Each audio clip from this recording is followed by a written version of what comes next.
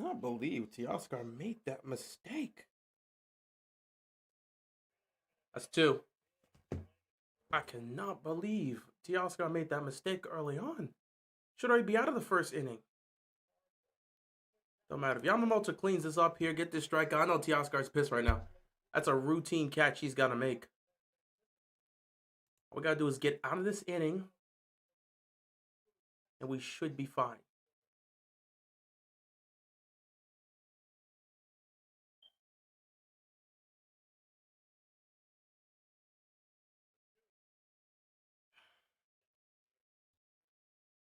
All right, take the ball right there. Ball one. Ay. Trying to get myself set up here.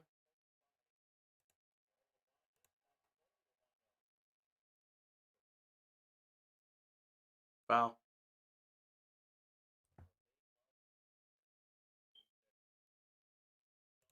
All right, let me get myself going.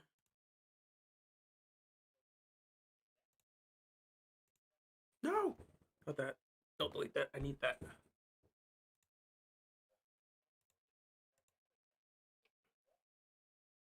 Come on, get him out. Low. Was that ball two? Yeah, ball two.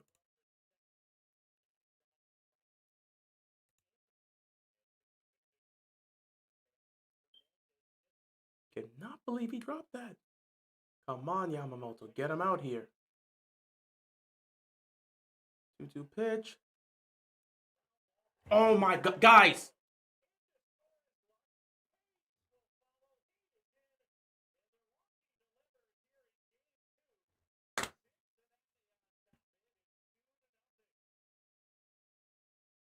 So everybody's just gonna everybody's just gonna be making these mistakes to start off with. Are you serious right now? Oh my god, you just missed that so badly.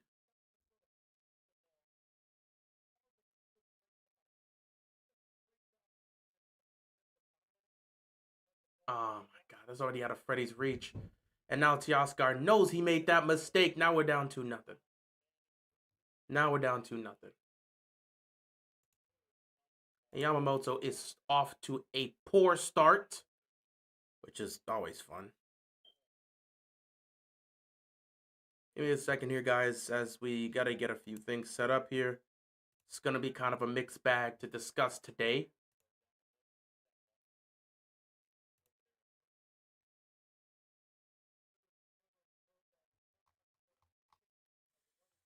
Ah,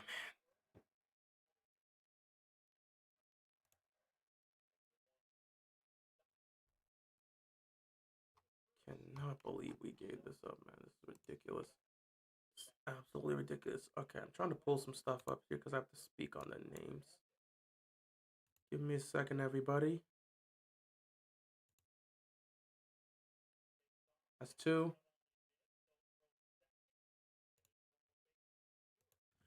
And Stewart just stole a base. He's in scoring position right now. The most poorest way we could start off, bro.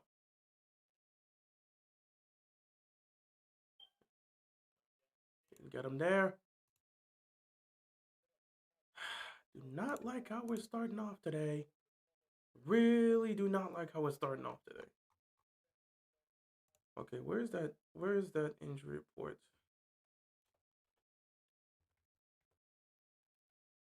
Oh my god, what are we doing to start the game? Oh man, this pitching. Dude, every time I put my faith in Yamamoto, he starts pulling this crap.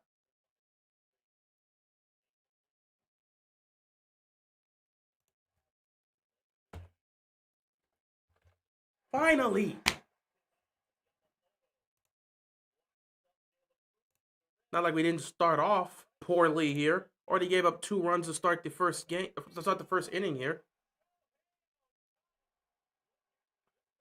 I don't have an issue with our offense, but we can't make a simple mistake like that. Like, we don't need to be going to an elimination game with the Reds. We need to lock in early on, bro. That needs to be the last aspect they get in this game. Cannot be making those type of early mistakes. Where is? Let me see.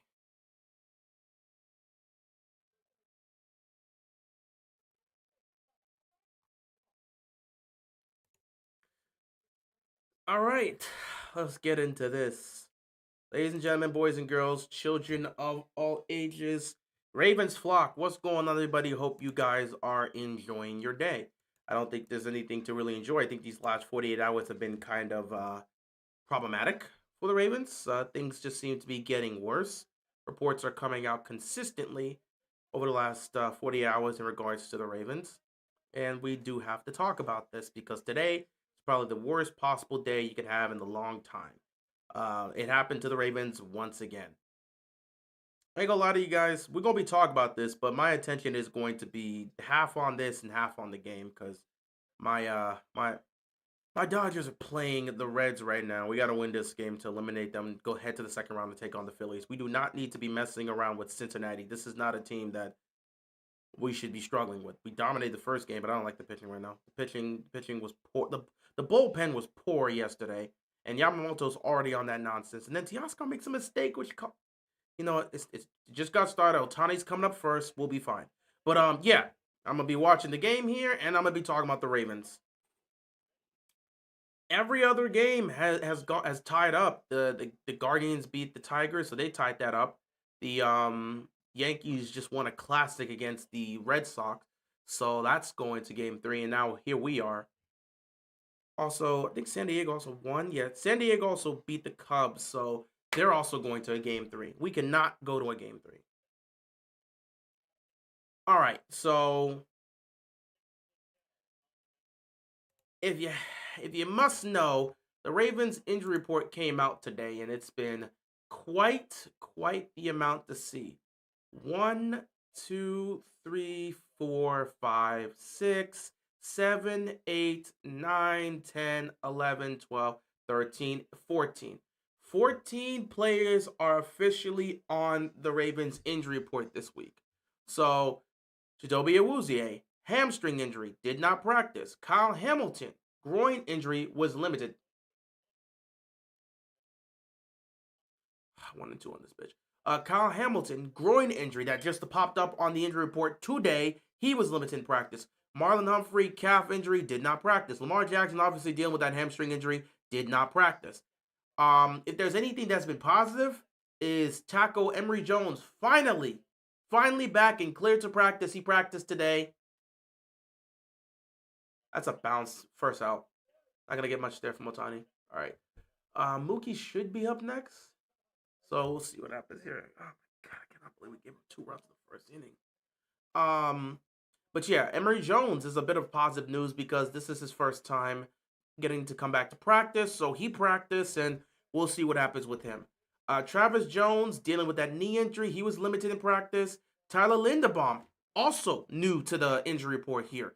He's dealing with a calf injury. He was limited in practice today. Patrick Hart is still out with a calf injury, and honestly, I don't know if this guy is going to play at this point this season. I have no idea what's going on with this dude's injury or how severe it is, but yeah, I don't know what to tell you. Roquan Smith also dealing with a hamstring injury, did not practice. That's a foul ball.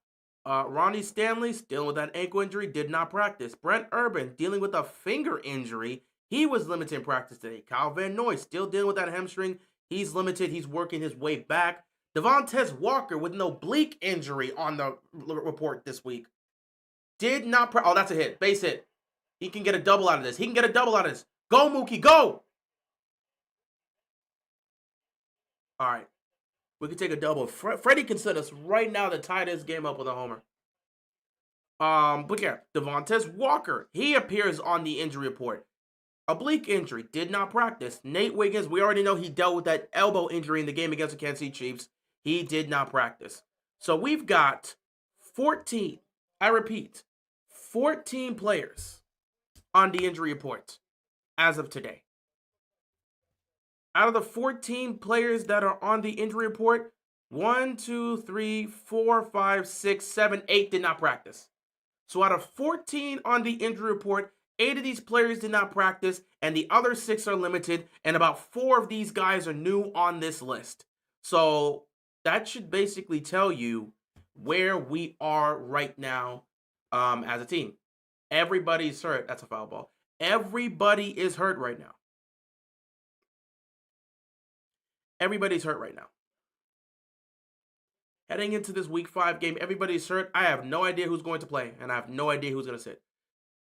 Baltimore's got a lot of these soft tissue related injuries that's going to keep them out for a while. That's another foul ball. That's going to keep them out for the next few weeks. Multiple players got a calf injuries. Multiple players got a hamstring injuries. Multiple players out with something small and significant. It's just like 2021, guys. We've gone back to the 2021 season where everybody was hurt. Heading into this game against the Texans, we're getting a bunch of reports, and Freddie's out. Cannot believe Littell got Freeman out here. Are you kidding me? Oh, he caught him clean with that fastball. Damn. Yeah, he got him clean with that fastball. All right, Teoscar. You made the mistake. Make up for it here. You made the mistake. Make up for it here, bro. You made the mistake. You should have caught that ball. Make up for it here. You were awesome yesterday with 2 home runs. I need you to make up for it here. Let's try to tie this up early on. And that's a fly out. All right, well, 1 hit, ground out, fly out, and strike out. All right, cool. All right, let's go to the second. Cannot believe we gave up 2 runs in the first inning. Am I watching the Reds Dodgers? Yeah, I'm a Dodgers fan, so I'm watching this game right now. Like I said, half my attention will be on the Ravens talk here discussion, and the other half is on the game because I need Dodgers won yesterday, but we gotta beat the Reds today to advance to the next round to take on the Phillies. And every other team is tied up. Every team is tied up. So we got tomorrow. All these game 3s are happening. Do or die elimination games. I'm not interested in playing a do or die elimination game against Cincinnati. We have no reason to be in a do or die elimination game in the wild card round against the Reds. Okay, if we're trying to defend our title, we need to handle business here. But we're off to a poor start because you get an error from Teoscar who drops the ball, and then you get a 2-run single here because who hit it? Was it Stevenson? Was it Stevenson? Was it Steer? Who hit that? I think it was either Steer or Stevenson that hit it, and they already had 2 guys on base because of the error, and it was a 2-run single for them. Have the Phillies doing the World Series. Y'all keep trusting the Phillies, and they keep showing you why you shouldn't trust them. So, good luck with that. I'd take Milwaukee in the World Series over the Phillies. But every time y'all trust the Phillies, and every time they show y'all exactly why you shouldn't trust the Phillies. But I'm sure this year will be different.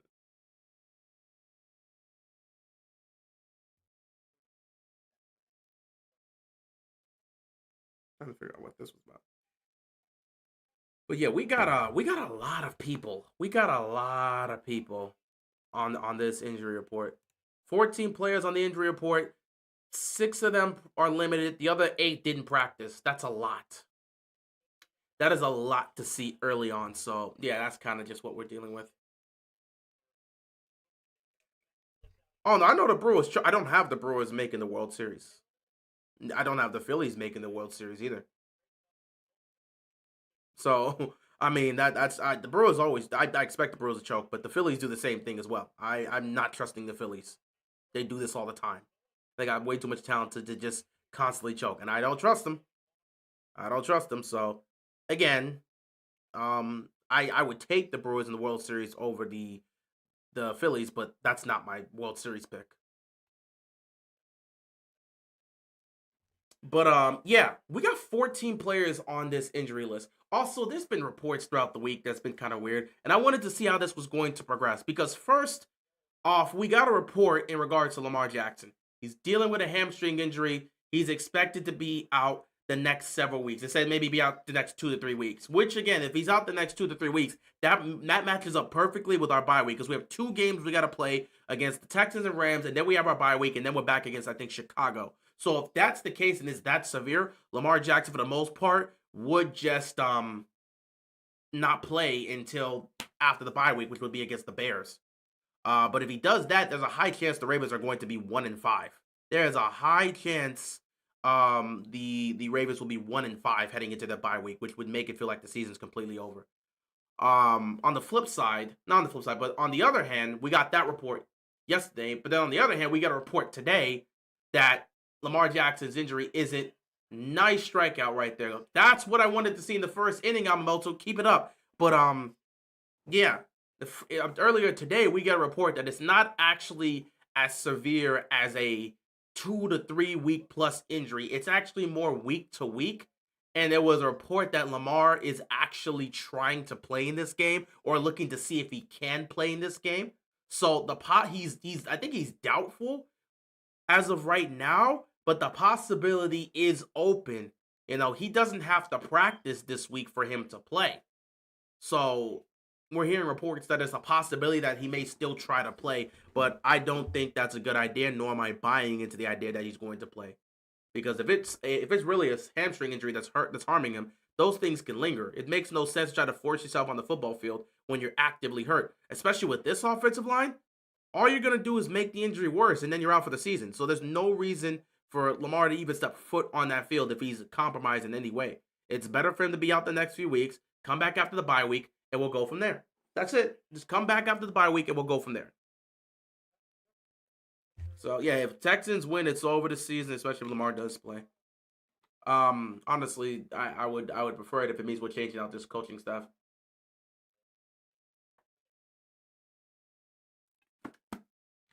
But I don't see that happening. But yeah, guys, it's the 2021 season all over again. The only difference is we were winning these games. Because, I mean, if you look back at the 2021 season, we had all these injuries, but we were still finding ways to win games we had no business winning. Like I said, the 2021 team, if there was anything if there was anything to describe the 2021 Baltimore Ravens, it's resiliency. They were a resilient football team. The 2021 That's an easy second out right there. The 2021 Ravens, they were resilient, absolutely resilient. Despite everybody damn near being on IR, they found a way to keep winning until Lamar went down and it was over. So yeah, now we're in this situation right now, and here's the unfortunate part. This is the weird part, but it's the unfortunate part. The weird part about this situation is if you actually look at the Ravens' injuries, these injuries, unlike 2021, which we like to bring up, these aren't season-ending injuries. The 2021 Ravens injuries were all season-ending. You were getting torn Achilles here, torn Achilles there, torn ACL here. They were season-ending injuries. The injuries that everybody's suffering are soft tissue-related injuries that just keeps you out a few weeks. A calf strain here, a hamstring there. These are soft tissue injuries that just keep you out for a few weeks. So technically, everybody that's on this list can technically make it back and play at some point again this season. The only one that suffered a season-ending injury is Nnamdi Madubuike with a neck injury. And in that situation, that may not even be a season-ending injury. That might be a career-ending injury. Who knows? So it is what it is when it comes to that. So it's weird to say this, but yeah, they're technically still fine in terms of getting these players back and still having a chance. The unfortunate part is they've squandered these opportunities. You choked against the Buffalo Bills, and you're 1-3 right now because of it. At the very least, if Baltimore was heading into their bye week at 500, beautiful strike. Yamamoto, this is what we needed in the first inning. We should have gave up those 2 runs. Now he's warmed up. Where was this the first inning? Now he's warmed up. Oh my goodness. But yeah, if we wouldn't have choked against the Bills, you could have very least be 2-2 heading into this game. Then you look at this and say, hey, if Lamar's going to be out, then all you're asking for is Cooper Rush to find a way. Cooper Rush, please. Please, Cooper Rush, find a way to beat the Texans. We're not going to ask you to beat the Rams, but you got to beat the Texans. If this team was 2-2, Shohei, he's only had 1 at-bat today. It was a ground out, but yesterday he hit 2 homers, so he's off to a great start in the postseason. Both Shohei and Teoscar Hernandez hit 2 home runs yesterday because we won 10-5. But yeah, had we had beaten the Bills the way we were supposed to, then you would be in a situation where you're like, okay, we head into this situation now where we are 2-2 right now. All you would have to ask is Cooper Rush, manage the offense, and let's see if we can beat the Texans, because the Texans aren't a tough team. You can beat Houston. If you find a way to beat Houston with Cooper Rush, you would be at 3-2. And then you can lose to the Rams, be at 3-3, head into the bye week at 500, and then you can get Lamar back. But since you choked that game against the Buffalo Bills, you're now 1-3. If you're lucky, you will head into the bye week at 2-4. Reality-wise, because everyone's hurt and this defense stink when those guys were not even when the starters were in, the defense stinks. So with them out, they're gonna be even worse. And now you're missing Lamar. I don't see how you beat the Texans without Lamar. I don't see you're not beating the Rams in general with the way this team's playing. So if Baltimore heads into the bye week at 1-5, the season feels essentially over. Will it be over? Not really. You can't technically not. It technically wouldn't be over because again, their second half schedule. You'll look at it starting with the Bears. You get Lamar back. That schedule is not tough. There are some matchups that could be tough, but honestly, it's a schedule that does favor the Ravens. If this team can get healthy, it favors the Ravens. And it's not like the Ravens haven't found a way to win 10 games in a row or 11 games in a row under Lamar. They've done this before. So it's not like they couldn't go on a run just winning games and getting back into it. Not to mention, the AFC stinks this year. Look at these records early on. The AFC stinks. If you can get to 10 wins, you've got a chance to make the playoffs. So if Baltimore can find a way to get to 10-7 or maybe 11-6, they could potentially make the playoffs. So it's not like the worst case scenario for the Ravens, even if they were to go to 1-5. If they can get their players back, they still have a chance. But again, this is more speaking from an optimistic standpoint. From a pessimistic standpoint, they go 1-5, they're done. And if you ask me right now, they're definitely done because again, I don't see how this is going to get better. These guys are dealing with injuries, and some of these injuries are going to linger throughout the season. You know, we didn't want to speak about this because we were looking at Lamar, and it definitely looked like man has not looked himself for much this year. All right, fly out. Just needed it out there a little bit more. Muncie would have got a base hit. Need something from Muncie, man, bro. Muncie, we need something from you, dog. But yeah.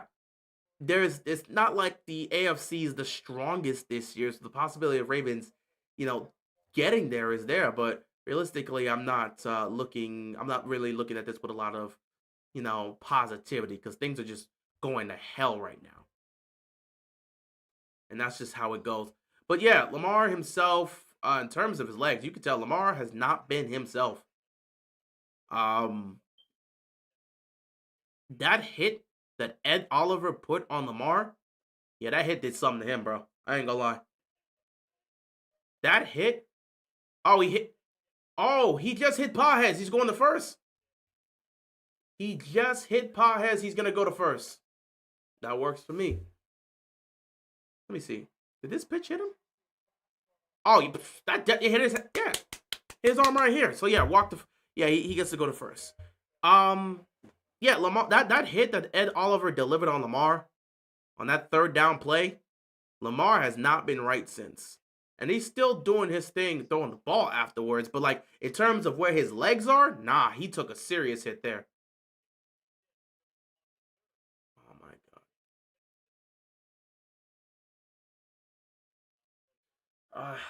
God. At least you got Pahez in some form of scoring position. Kike tried. But yeah, that hit that Ed Oliver delivered on Lamar, but he has not been the same since. He's still throwing the ball great, and that's not the problem. But in terms of Lamar Jackson's legs, it ain't there. And I think that injury is now starting to absolutely ramp up. And the hits he took in the Lions game just made the situation worse. And then you reach the end of the barrel here with this Kansas City game. So Lamar, again, the best situation for him is to just sit down and heal. I know the team's going to be in a horrible position with you coming back, but you have to make sure you're healthy. You cannot go back out there compromised. Foul. You cannot go out there compromised. With this roster and coaching, 1-5 is pretty much definite. Yeah, I would not be surprised if this team goes 1-5. I don't expect them to beat the Texans or the Rams, especially without Lamar. Even with Lamar, with the way this roster is looking right now, it would be a tough contest. But yeah, I mean, it's just not a good thing that we're seeing right now with the Ravens. They are just a mess.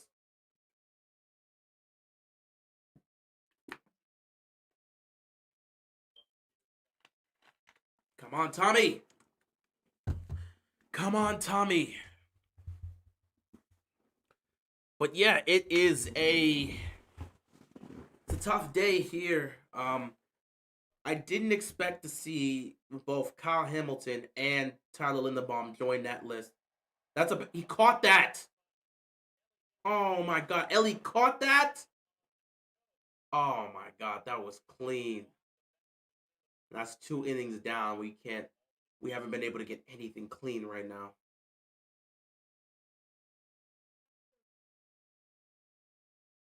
Oh my goodness, bro. Plenty of time left in the game, but I mean, the Reds have come out here and asserted their authority early on. We can't get anything going with this pitching. We got to do better, man. We got to do better. Opportunities are there, but damn, this pitching's been right where it needs to be. Didn't it? Dude, we smoked Hunter Green yesterday, but now Zach Leto is causing us problems tonight. What? Okay, it's only been 2 innings, but okay. We made Hunter Green tap out. They benched him. They brought him to the dugout after 3 innings yesterday. We made Hunter Green look like that, but today we're actively struggling against Zach's pitching. All right, guys. All right, all right, all right. And I don't trust our pitching to get it done. Once Yamamoto goes down and we go into that bullpen, I'm not gonna like what we see. Ay. Did you see how Harbs reacted with that Lamar injury question? I think he's feeling the pressure. Nothing's going to change. He's not losing his job. He always gets agitated when people keep asking him the same type of question. When you keep asking him about injuries or asking about a certain player, if you keep asking that over and over again, Harbaugh always gets agitated with that. His job security is as secure as can be. He's not going anywhere.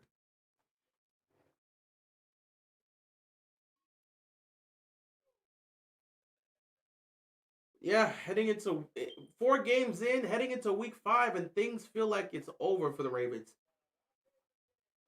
So many people at IR. Your franchise quarterback is going to be out for some time.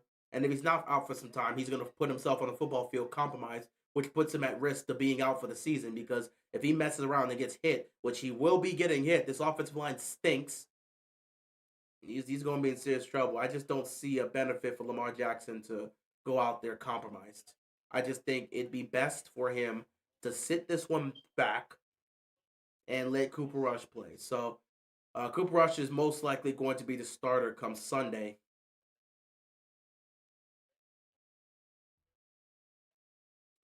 And if that ultimately isn't the case, then you could see, well, if it's not ultimately the case that it's just Cooper Rush, then you may see a situation where it's a bit of Cooper Rush and a bit of Tyler Huntley. However things are going is however things are going. The other thing reported that the season goes south, Harbaugh could be out. That's one out. Speaking of outs, yeah, that's one out there. Yeah, but if the season goes south, Harbaugh could be out. I'm gonna be honest. Martavius Harbaugh's not going anywhere. They're just gonna use the injury excuse. Harbaugh's not gonna go anywhere. Well, there's nothing Harbaugh could have done. The injuries, the injuries, the injuries. They're gonna use the injury as an excuse. Harbaugh's not getting fired after this year. I'm telling you. I do think this year's a wrap. If it's a wrap, so be it. I'll still watch until the end of the season. If it's a wrap, so be it. I just hope it's not a wrap for Mike. Oh, that's a clean one right there. Clean strike by Yamamoto.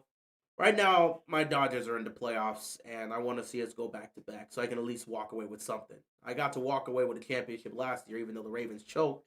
So at least the Dodgers won the World Series last year. Trying to see if we can go. That's in. Trying to see if we can go back to back. We can do that. We'll be in a good position.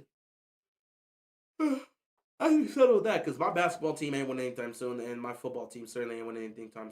I'm winning anything anytime soon. So as long as my baseball team can handle business here, that'll be fine with me. People think Emory Jones is about to save this line. I have no idea what Emory Jones is going to do. Harbaugh ain't going nowhere, but surely he'll at least demote Zachary or Even Tom fired Matt Canada. I don't know if Zachary Orr is going anywhere. Foul. Zach Orr better be gone by the bye week. I doubt he's gonna be gone. I don't really have any faith and confidence in these guys making any changes because they don't really grow and adapt. They kind of stay the same. Not even trying to be a downer, but it's just not our year. It is what it is. I'm not really concerned with it. That's a foul ball. The ticket prices are dropping down to $55, so Steve might get involved. I don't know, man. There's got to be a way to get Harbs out of here. I sat back and said, fans don't go to the game in active revolt to saying we want changes to the coaching staff or we're not showing up. If fans actually did that, who knows? Who knows? Is Lamar out against Houston? I don't know. He has no choice but to miss at least one game because the media and fans are accusing him of quitting. I'm gonna be honest. I don't think athletes are really focused on that. Y'all are gonna say whatever you want about these athletes, no matter what. If he plays, he quit on the team. Y'all gonna say whatever y'all want. Like I said, if he quit, he quit. If he didn't, he didn't. I don't think the man quit. Even Harbaugh sat back and said there was no way Lamar Jackson was going back in the game, given the circumstance, even if it was a close game. There we go, Yamamoto. There you go, getting that arm warmed up. Where was this in the first inning? But yeah, people have been saying everything they've wanted to say about Lamar. It's not going to change. Even with him being out, people are still saying he quit. So it don't matter. Even with him dealing with his hamstring injury and potentially being out, people still said he's quit. They're gonna keep saying things about Lamar no matter what. And I don't think these athletes should really care about what others are saying about them. So it really shouldn't matter. They're free to say whatever they want to say. I don't want Lamar to come out there because I don't want him to play compromised. I want him to be healthy. So I don't see a reason for him to force himself on the football field if he's not 100%. That's just how I look at it. Or at least good enough to where he can't aggravate an injury that will potentially take him out long term. That's just how I feel. So I don't think Lamar should be out there come Sunday against the Texans. But it is what it is. I don't get to make this aspect up. It goes how it goes.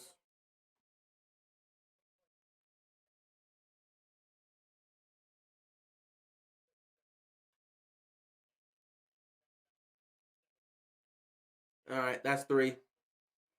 All right, so we are doing our job pitching wise. Other than the mistake in the first inning, we've been fine. Other than the mistakes in the first inning, we're fine.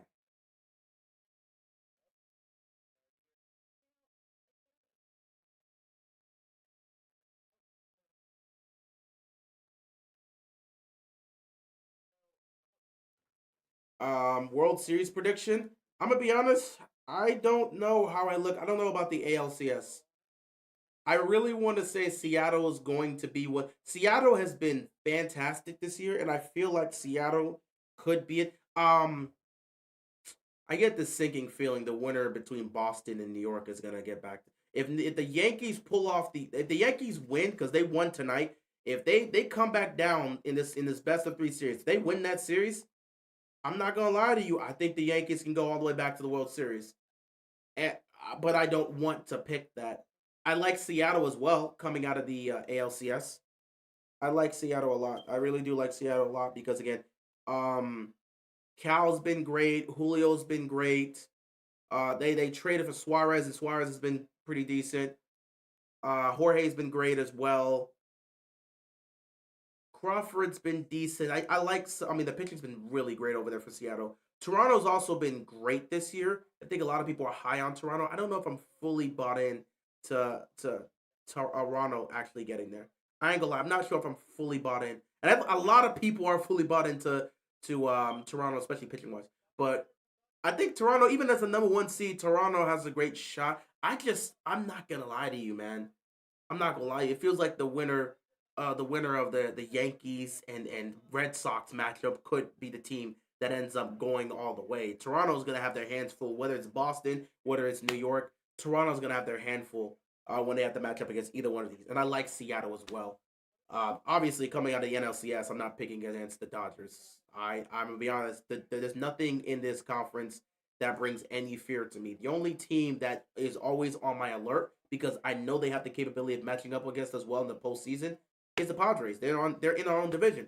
The Padres are the only team that I look at and say, yeah, That's the team that could definitely potentially knock us out of the playoffs. They nearly knocked us out of the playoffs last year. They nearly knocked us. If it wasn't for Teoscar and Kike Hernandez and what they did in those games when we needed to get it done, we don't go on to win the championship. So again, I don't have any fear of Philadelphia.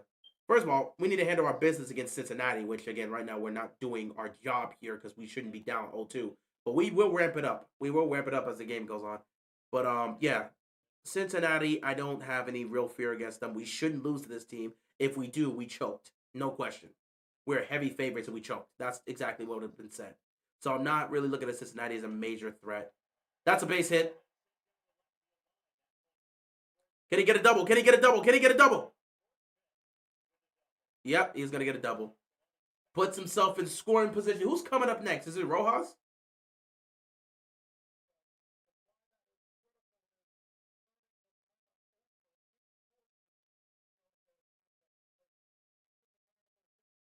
Oh, wait, is Shohei coming up? Oh, snap. Shohei's coming up. But yeah, I don't feel Philadelphia. I don't fear Milwaukee. Bro, can Shohei tie this up? Damn it! Ah! Ground out. All right, Mookie. We still good. We still got Mookie. Mookie, let's get it going. But yeah, I think I'm looking between the winner between Boston and New York or Seattle. Those are one of my two picks coming out of the ALCS. In terms of the NLCS, I'm not picking against my Dodgers. I don't have any fear for Milwaukee or Philadelphia. I feel confident that as long as it's not San Diego, we will be in a good position. If it ends up being the Padres again, we mean the postseason, that's the only team that has the capability of matching up with us. So that would be a situation. That's because we don't have a good situation pitching wise. We got great starters, but our bullpen is not good. And we will be stretched thin. That's another base hit. Come on. Let's go. All right. Well done, Mookie. Well done, Mookie. Getting that RBI single. 2-1 game here. 2-1 game here. Let's get back into this. Freddie's coming up. Mookie goes to first. And we get a run here. Finally getting back into this. But, yeah, I think I got the Dodgers coming out of the NLCS, and I'll take either Seattle or the winner between Boston and New York. I'm not the highest on Toronto, but hey, Toronto can prove it. They can prove everybody wrong, just like Philadelphia can prove everybody else wrong. So we'll see. We will see. Anyway, gotta get back to talking about the Ravens. Ravens fans base is too diverse. Fans will show up to the game. Oh yeah, of course they're gonna show up to the game. They'll complain about things that are happening, but they'll still show up to the game. Ah, foul.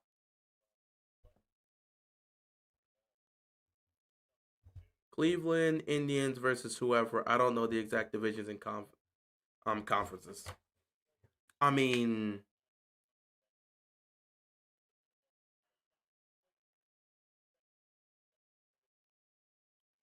we'll see. Cleveland has to beat Detroit tomorrow, and we'll see. I don't know if Cleveland can go all the way. I'm not the highest on Cleveland. Teams around my area are the Indians, Cubs, Reds, and Tigers. That made it. All right. Well, we'll see how things go. Another foul for Freddie here. But yeah, with the Ravens situation right now,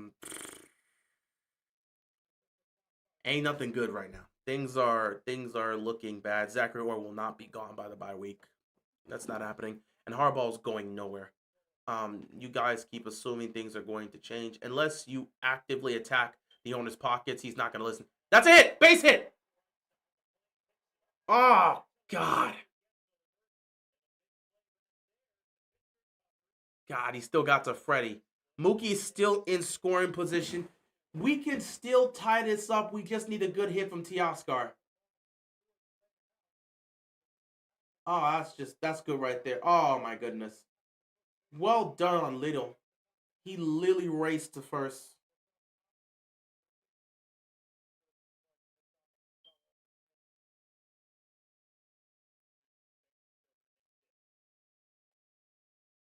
That's it. Sorry, homie, but I got root for San Diego. My mother was raised in that city and is rooted and still does for that city's team and the Chargers and the Padres. Hey man, do your thing. I don't blame you. I mean, I don't think the Padres are gonna beat us. I think their best chance to beat us was last year, and they still have a shot this year because our bullpen is not great. But I fully feel that's a base hit, and you know what? We'll take the 1 run. We'll take the 1 run. It's better than nothing. We've cut this lead in half. We'll take it. Right now, Yamamoto's locked in. We just need him to continue to be locked in. As long as Yamamoto continues to stay locked in, we will ultimately be fine. We could try, we cut this lead in half. We're gonna be good. I'm not overly concerned. Yamamoto's doing his job right now. Just need him to keep it going. Just keep it going.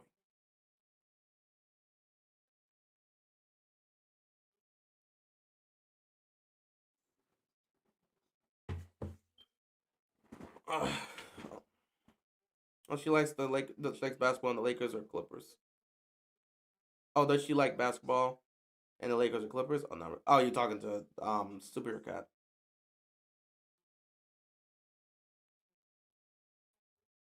But yeah, back to the topic of the Ravens since we are in commercial right now. Briefly. But yeah, guys, I'm not exactly sure how things are gonna go, and this makes it kind of difficult to really talk about this game against Houston. I don't know who's gonna play. It's hard to have a discussion about this because it's like, okay, Ravens in Houston, week 5. What am I supposed to talk about? I I would like to go under the assumption that Lamar Jackson is not going to play. I think that's the assumption I should make. But then you're getting reports that he's going to try to play, so I have no idea how that's going to go. But I'll make the assumption that Lamar Jackson is not going to play. Now I have to go to these other individuals. Kyle Hamilton was limited. He just came on the injury report. Tyler Linderbaum was limited. He just came on the injury report. You know it's probably going to be Marlon Humphrey out, Roquan Smith out, just a bunch of individuals that are dealing with serious. I'm going to just put it right now. Chidobe Awuzie is dealing with a hamstring. He's probably out.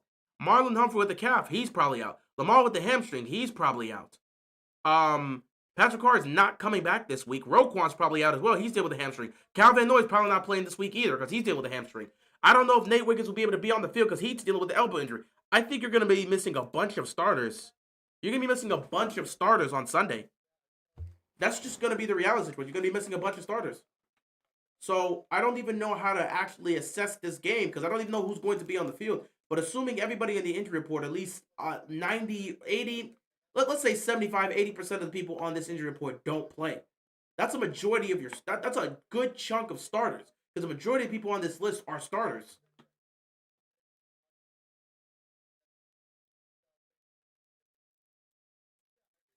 So if you got so many starters missing against a Texans team that's not playing great, but hey, they're at least healthy and have their guys, then what do you do?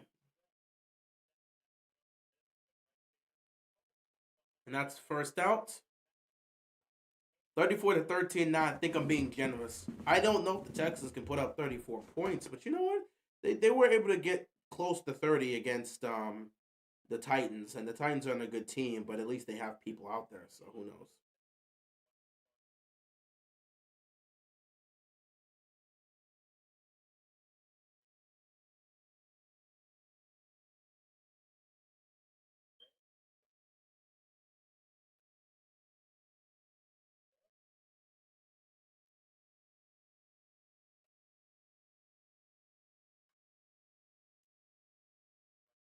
And that's two. Sal, you hurt us in the first inning. Yes, that was a hell of a hit right there. That's who it was, Sal Stewart. Because I was thinking like, who hit that 2 run that RBI single that got him 2 runs or 2 RBI singles. I'm trying to figure out who did that. I don't know if you've seen what's going all around Twitter. A woman, I guess, her and her dude had an argument, and she paid an Etsy witch to curse his favorite team, which is the Ravens. That voodoo and witchcraft is real. Attitude. I saw that because a bunch of Ravens fans started sharing that, and then there was another Ravens fan that shared a case that he actually sent in another Etsy to try to break the curse and saying, my team right now is riddled with injuries. The coaching staff isn't great, and our quarterback's hurt. Can you please you cast a spell to break any other spells and make sure we get back on track? So he paid for the Etsy, and then he got the confirmation, and the confirmation basically said it's gonna take a couple weeks before the spell can manifest. Which is funny that it said that because our bye week is in a couple weeks. So that person that put in the Etsy to reverse this, I guess coming out of the bye week will be A-okay. But, you know, it is what it is. That's a fly ball. Catch this. All right, that's 3. Quick 1, 2, 3 out here, and that's going to end the top of the 4th here.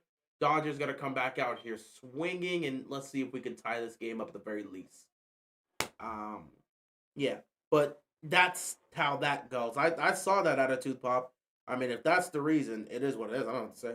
It's a travesty. The Ravens have a stacked elite roster for a Super Bowl, but they're all injured, so it's not going there. Sam, even with the roster being quote unquote stacked, they weren't playing well. You had all this talent, and they were playing terrible. They were playing awful football. Defensively, they're playing awful football. Offensively, they were doing their jobs. But even with all that talent in the defense, they looked like a junior varsity high school football team. Like, these guys look like they've never played on the same team before. Like they've never, played as a unit before. That's just how they looked.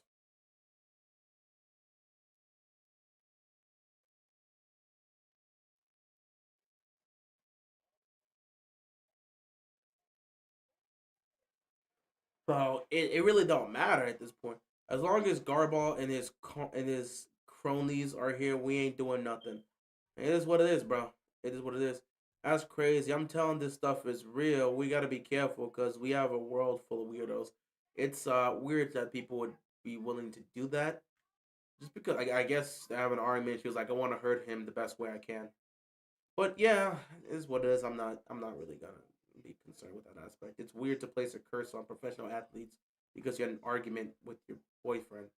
Whatever. That's you do you, I guess. But yeah, I mean, as long as Harbaugh and the others in this coaching staff's here for the most part, I'm not a huge believer in them being able to do anything significant, even if they do turn it around. You get all that talent around, you get all that talent back, and you work with a weaker schedule because past these 2 games, you get into the bye week, you're not dealing with a tough schedule, so you can definitely beat up on weaker teams and get back into this. But it's not going to matter at the end of the day because we know come postseason you're going to make the same mistakes.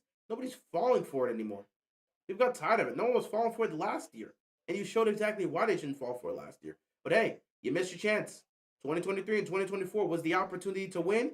You missed your chance. Deal with the consequences. It is what it is. You had the opportunity. 2023 and 2024, those were the 2 shots you had. The Super Bowl window is closed. You're not winning a championship with this current roster.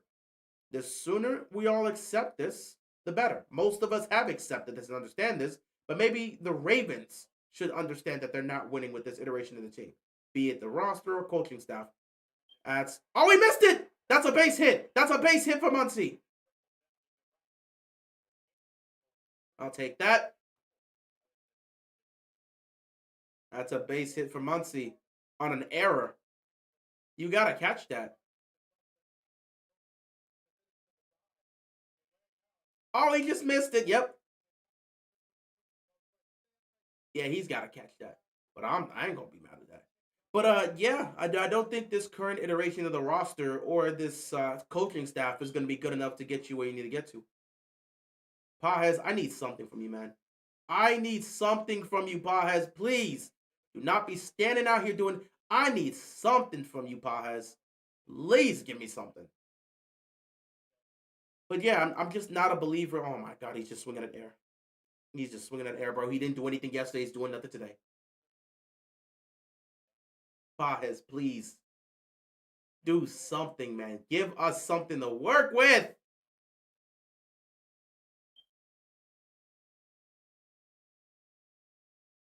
At this point, if he can just get walked, I'll take it. But yeah, again, I'm not a believer. He was 0-5 yesterday from the 0-5 at Batman. 0-5. And now here he is. He was 0-1 in this game. And if I'll take a walk. I will honestly take a walk because Pages is doing nothing. Didn't do anything yesterday. Ain't doing nothing today. But yeah, with the way this team's playing, man, I mean, the way the team's playing, with the way the roster's constructed right now, even though you have all this talent, they don't play as a team. And the coaching staff, man, you ain't doing nothing with this coaching staff. They had their chances in 2023 and 2024. They blew it. You missed your opportunity to win the Super Bowl. Too bad. Nothing you can do about it. You missed a chance to win a Super Bowl with this unit. It's time to rebuild and retool. And it's probably a good opportunity to actually move on to a new coach and bring a new philosophy into that locker room. But will the Ravens do it? No. Foul right there. Pause. Please do something, bro. At this point, it's a 3-2. It's a 3-2 pitch, bro. Just take the walk. Just walk. Dog, just walk. Just walk.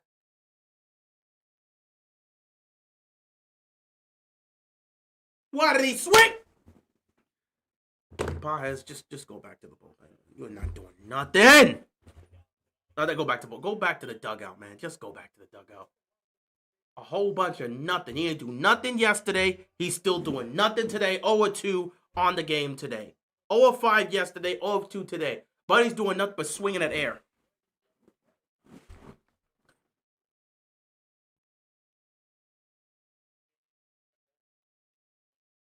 Ooh.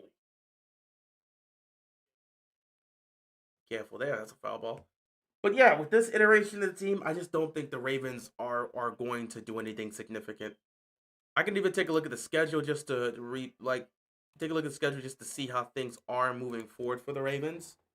And even if they do find a way to turn it around, which they're in a situation where I'm not sure they have a huge chance to do so.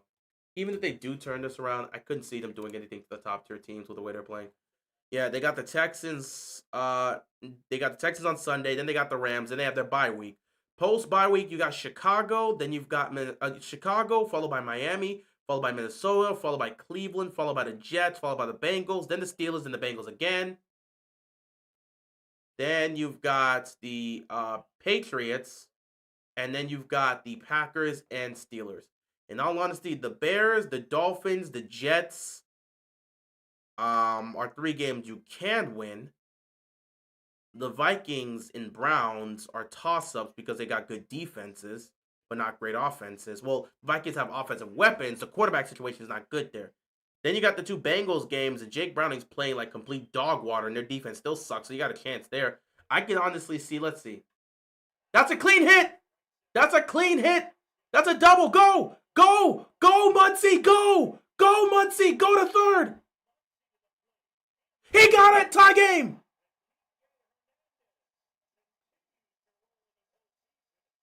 Kike is doing his thing. Kike is bro. Kike and Teoscar are always ready for the playoffs. All right, tie game. Everything's all cool. We can relax now. That first inning was a fluke. That was a beautiful hit by Kike Hernandez.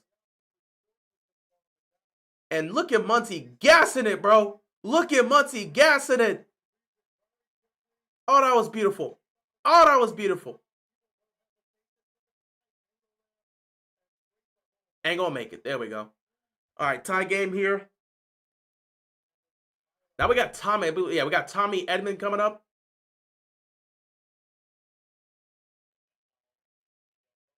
Oh wait, I forgot Rojas is. Yeah, we got Rojas, then Edman. Okay, so yeah, Rojas is coming up. Rojas has actually been doing pretty decent for us. So we got Rojas up, and then we should have, I believe, Tommy next. Rojas can give us a clean hit here. We're in a good position. Try to, take the lead here. Hey, that was close. But yeah, okay, so the Bears, the Dolphins, and the Jets are 3 games I could see the Ravens winning with Lamar Jackson at quarterback. So assuming we go 1-5, those 3 games can get you to 4. The Vikings and in the Browns game, those are toss-ups. Let's say you win one of those 2 games, so that's 4 wins. And then the 2 Bengals games, because of how poor the Bengals are playing, like they look so horrible under Jake Browning, and the defense still sucks. We could try to make the assumption with Lamar you'd be able to win those 2. That's 6 games, so that gets you to 7 wins, which means you're gonna have to figure out how you're gonna get wins against the Packers, the Steelers twice, and the Is that hit? It's down. That's clean. That's clean. Go, go, go, go, KK, go. We'll take the lead. Let's go. Dodgers take the lead here at the bottom of the 4th.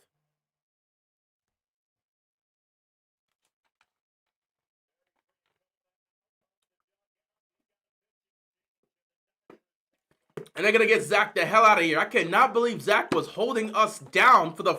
Zach was really doing well the first 3 innings. My goodness.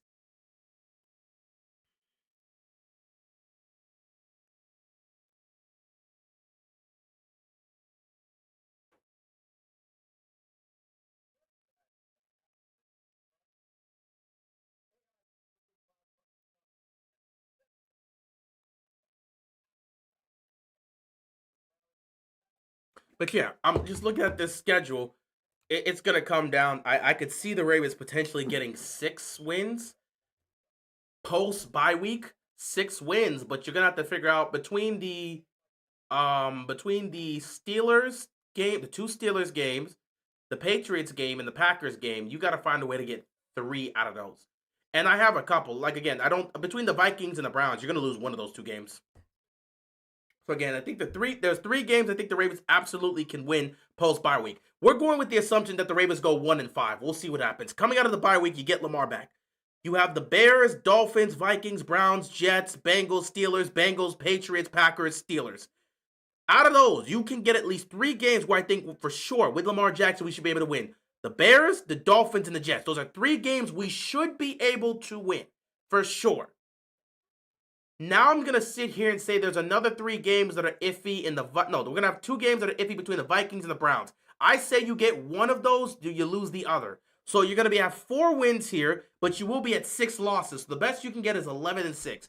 That basically means between the 2 Steelers game, the Patriots game, and the Packers game, at the very least, you've got to win 3 out of those 4.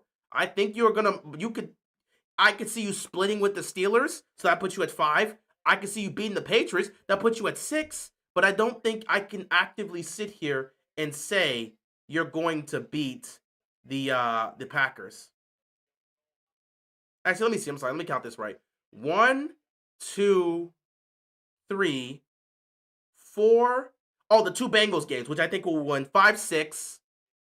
You tie with the Steelers, splits. That's 7, and that's 8. Oh, he messed up. We're safe! Oh my God, the Reds are making mistakes right now. There's no way the Reds are making mistakes right now. Tommy Edman had a bunt. Not even Tommy Edman. I cannot believe we got a base hit off of a bunt. Oh my God, the Reds are making a bunch of mistakes right now. They've lost it right now. They're frazzled. There's no... you got another... and there's Shohei. Shohei! Gone! Gone! Gone! Gone! Please! Please! Damn it, but we're still... At the wall. I thought Shohei actively cooked that, bro. I thought Shohei actively cooked that. He's been trying. He's 0 of 3 tonight. But he's been trying. I thought Shohei got it, bro. I thought Shohei got it. Oh my God, that looked clean. That looked clean. I thought Shohei got it. He did not get it.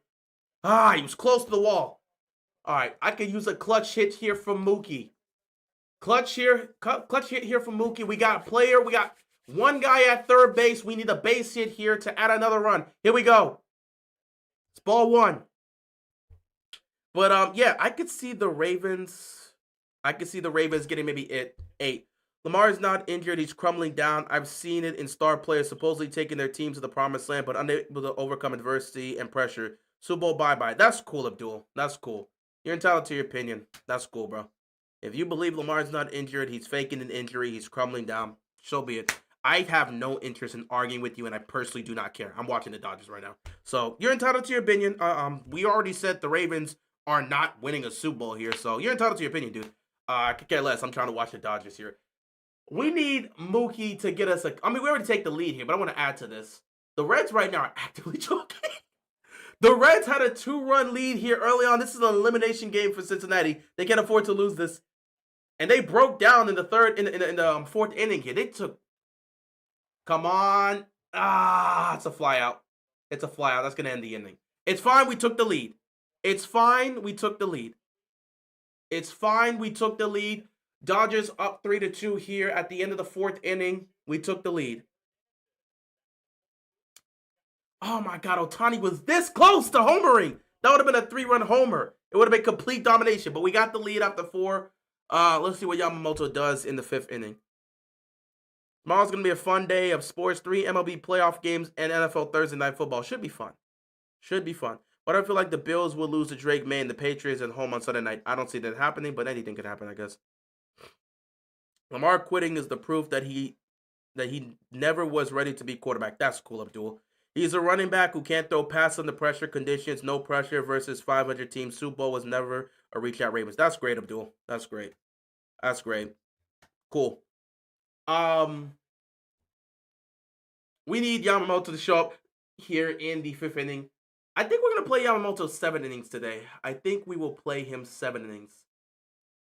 I wanna see if we can force it to 8. I don't want to put that bullpen out there. Can we play Yamamoto 8 innings today?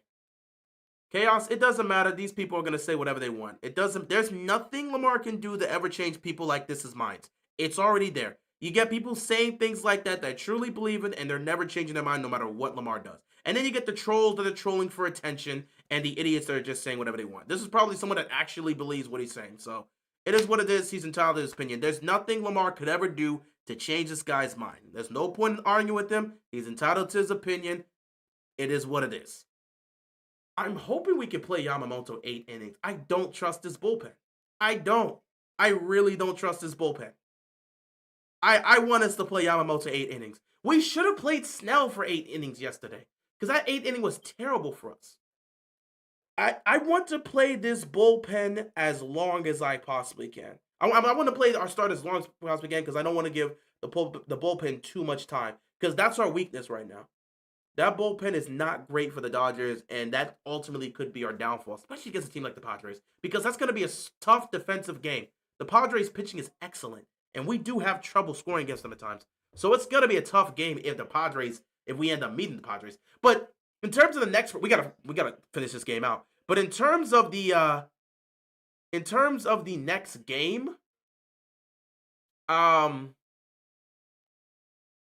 terms of the next game, or in terms of the next round against Philly, in terms of this game, we got to finish up. In terms of the Phillies game, yeah, I mean, we got to deal with Schwarber, we got to deal with Harper, we got to deal with Turner. We got Nick Castillo can still hit. They've got Max Kepler. They've got some good guys over there that could still hit. Who else am I trying to think of right now that's actually been pretty good for them this season? Well, he's been decent as a hitter. Bryson Scott. They've got a lot of talent in Philadelphia, bro. The Phillies got a lot of talent.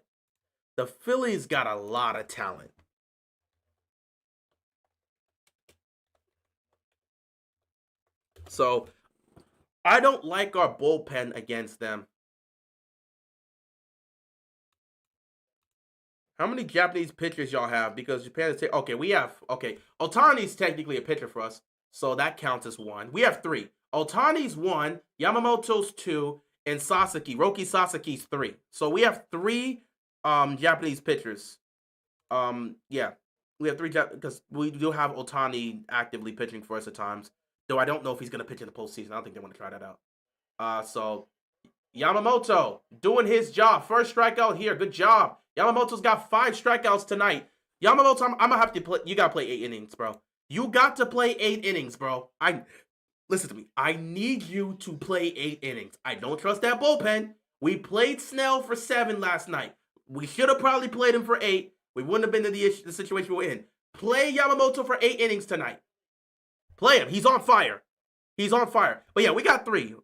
John, we have 3. We have 3 Japanese pitchers: Sasaki, Yamamoto, and Ohtani. That's a foul ball. Can we get that? Now that's going to the crowd.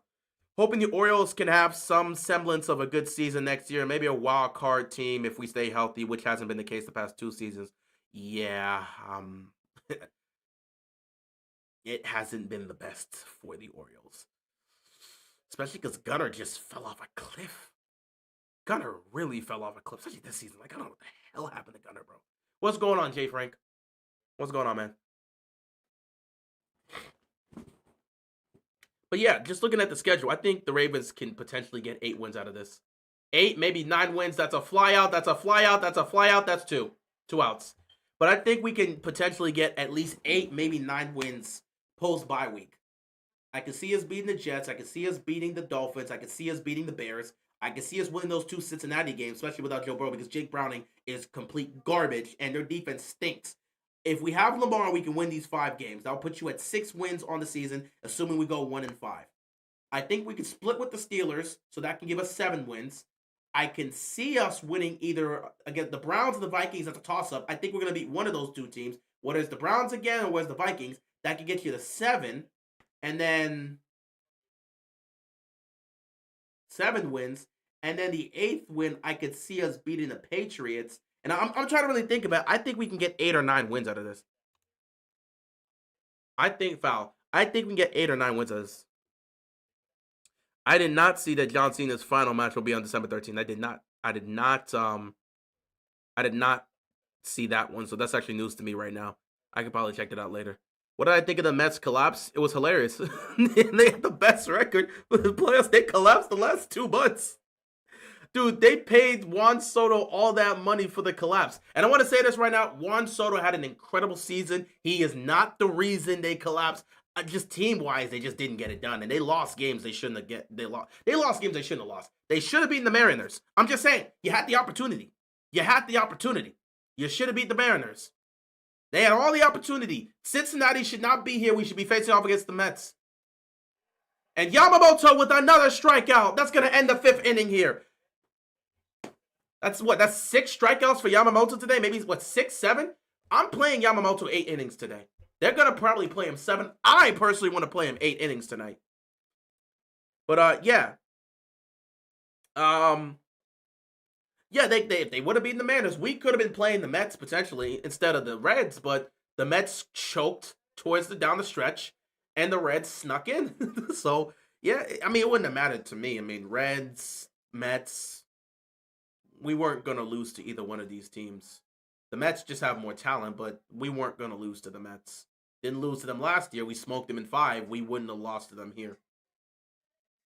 Maybe they get lucky and win a game, and we have to do a best of 3 where we have to win the 3rd game. But I feel comfortable in saying the Mets weren't going to beat us in this first round if we would have matched up with them. So it wouldn't have mattered to me personally. I fully believe it wouldn't have mattered no matter what. Yeah.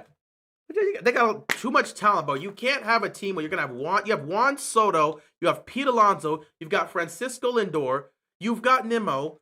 You've got way too much talent there to just blow it the way they did.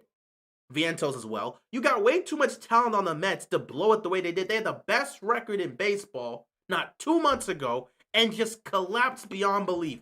It is such a massive collapse. So much money was invested on this team, so much star power, and you missed the playoffs. That is an atrocity. That is an embarrassment for the New York Mets. And it just further emphasizes the aspect that, well, New York is still Yankees town.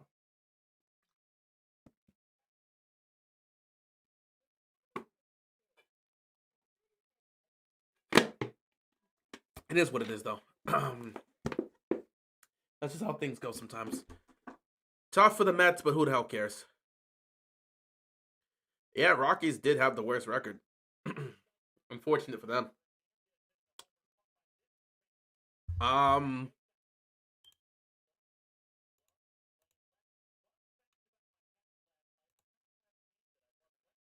Yeah, I think we can potentially sneak in maybe 8 or 9 wins post bye week if Lamar's healthy and back.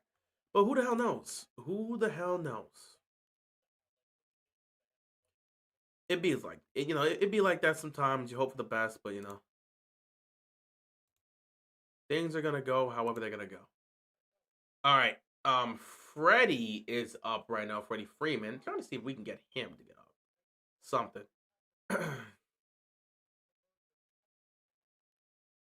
Caught it. Diving catch right there. All right, that's an out.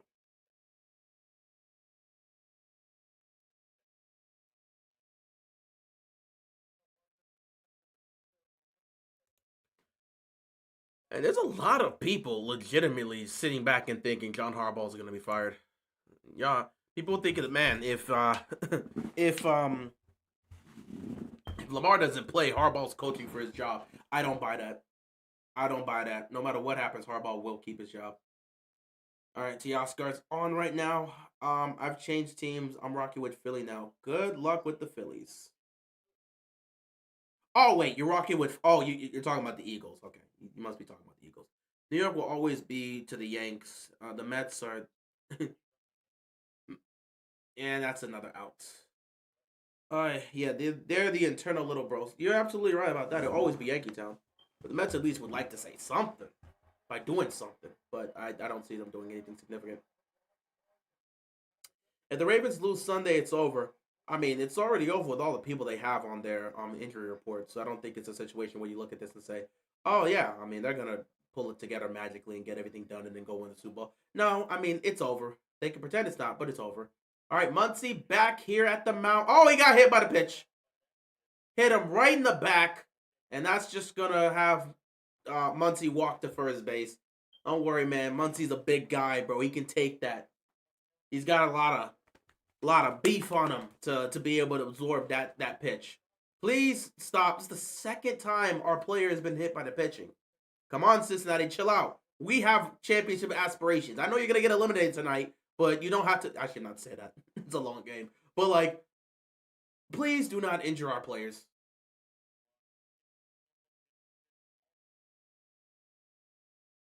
Oh, boy, Pages is back up. Pages, please do something, man. Please do something. Foul. Pages, please do something. Are you going to contribute here, my guy? Please do something, Pages. For the love of Christ, do something, Pages. But, yeah, with all the injuries, it's going to be tough to see this team turn around, but it's positive. It's possible.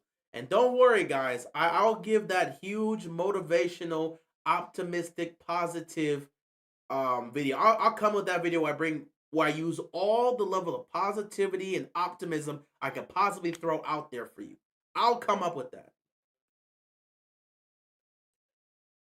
Did you see Panthers wide receiver Xavier Legette killing and eating a squirrel on video? I did not see that, and that is going to end the 5th inning here. All right, let's go to the 6th. We still have the advantage. I did not see him do that, so I did not see that. I'm not interested in seeing that, but I didn't see it, so I don't have to worry about that. And Pete Alonso just opted out of his contract and is going to be a free agent. Really? Really now? I did not. Let me see this. Oh, wow. I can see it right here. Pete Alonso announced that he'll opt out of the final year of his contract with the Mets. Oh, my God. Bro, it's over, bro. If they lose Pete, they're not doing nothing. I'd love to be greedy and say, let's go get this guy, but let's be serious. I mean, the Dodgers got the money. The Dodgers got the money. Oh, I'm not from California. Dodgers got the money, but I'm just saying, like, Pete Alonso wants to opt out of his contract. I don't care where he goes. No, honestly, I'd like to see him go to Seattle. Because why not? I would like. First of all, get him out of my conference. I mean, I don't care. Let him go to the NLCS. I don't care what happens in the NLCS. Let him go to Seattle for all I care. Let him go to Toronto. Don't let him go to the Yankees. I don't. The Yankees got enough firepower. Pete Alonso don't need to be on the Yankees. But yeah, let him go to the NLCS. Get him out of my conference.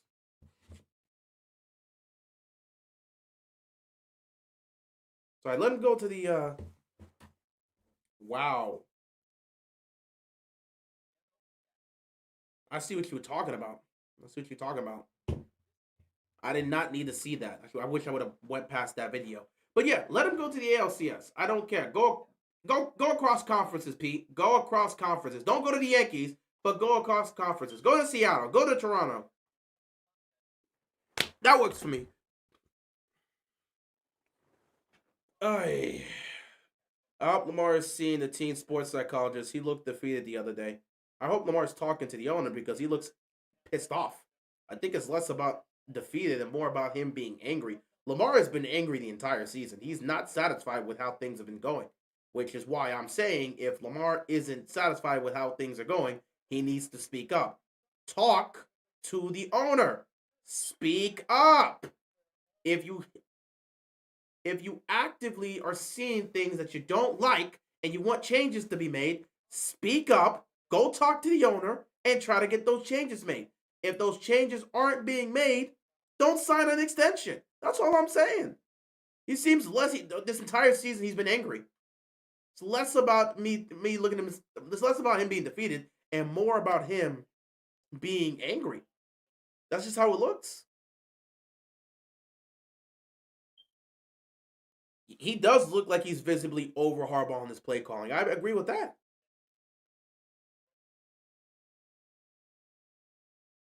Team I'm shocked had a good season, Detroit Tigers.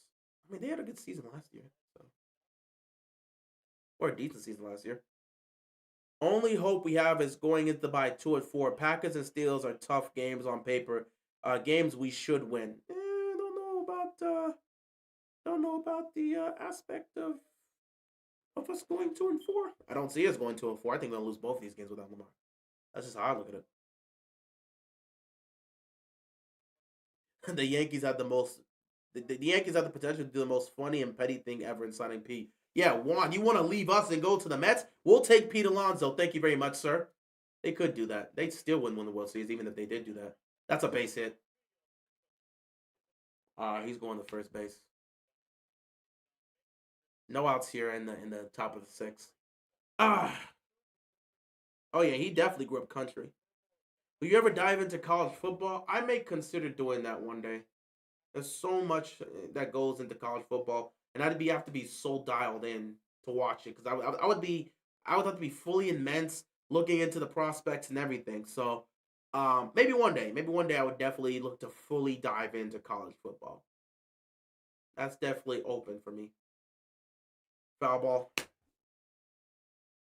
Unless we fire Zachary or we have no chance of making the playoffs, he's not getting fired. People are bringing up our offense, and while yes, we are scoring points, our time of possession is trash. There is a disconnect with the coaches, and it's played out in the playoffs and against Kansas City. There's been a disconnect everywhere. There's a disconnect with the coaches, disconnect with the players. There's a disconnect everywhere. This team doesn't feel like a team. They don't play like a team. They don't look like a team. They don't act like a team. They are not a team. They are a collective group of talented individuals that don't know how to play as a unit. The longest postseason win droughts. The Reds haven't won a playoff. They haven't won a postseason series since 1995. It's been 30 years since they won a series.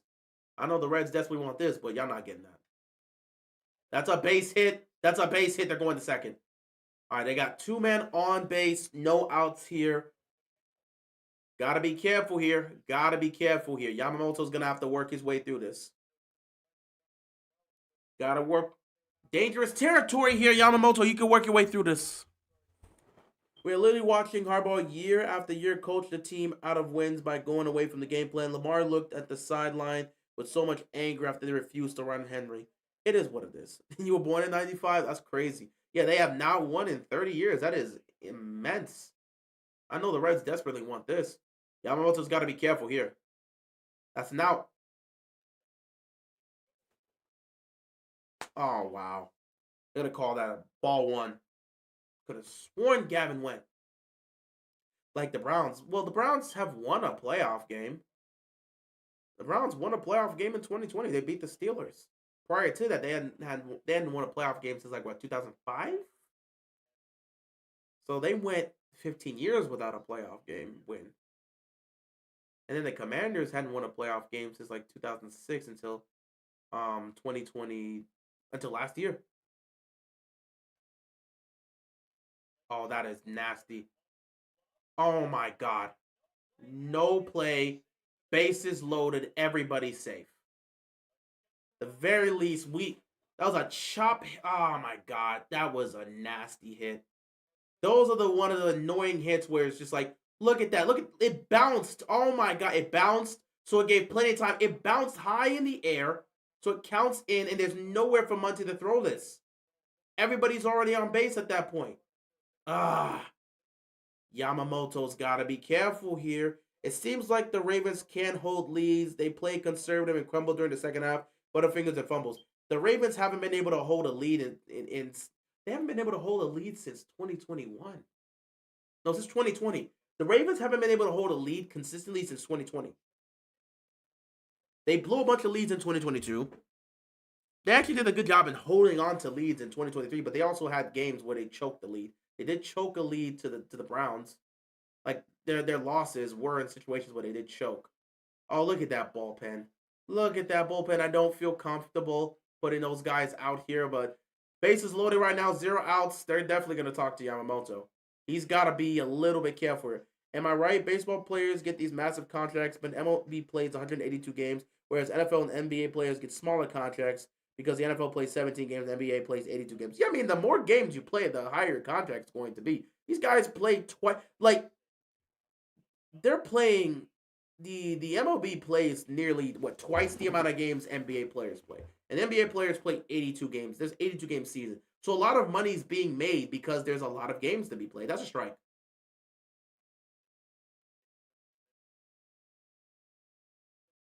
It looked like a strike. It's at the bottom of the okay. They're gonna rule that as a ball.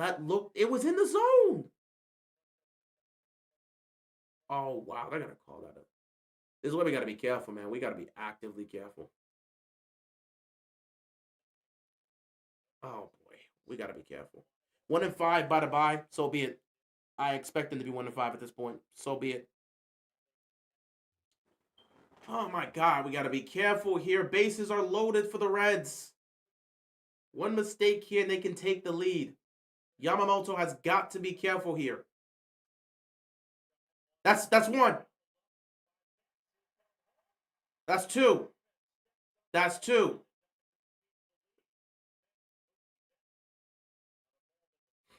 Actually, it's going to be one because I think the ball did bounce. So it's going to be one. So.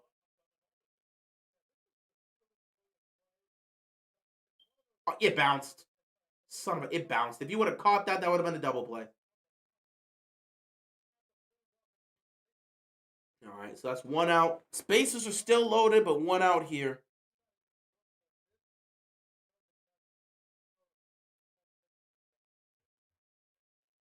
And the time was called. Oh, you watched one battle after another over the weekend. It was a very interesting film, to say the least. That's good. That's good. Oh my god, we gotta be careful here. We gotta be careful here. Base is still loaded, but we got one out. If they launch a sacrifice fly here, the game is gonna be tied. I need Yamamoto to get something clean here, man. We need a clean strikeout. I'm not trying to give these guys any chances on a sacrifice fly. We need a clean strikeout. We need a clean strikeout here from Yamamoto. I can take a double play too. I can absolutely take a double play if we can get one.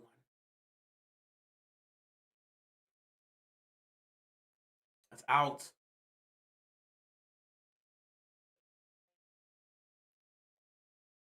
Yeah, they're gonna bring in the bullpen earlier. They're gonna see Yamamoto off the six. Like right now, he's taking a lot of pitching. 86 pitches for him. I still think if we can get out of this early on, he could play a 7th inning. That's a strike. Got him on a cutter. If he gets to 100 pitches, they're gonna sit Yamamoto if he gets to 100 pitches. He's at 87 right now.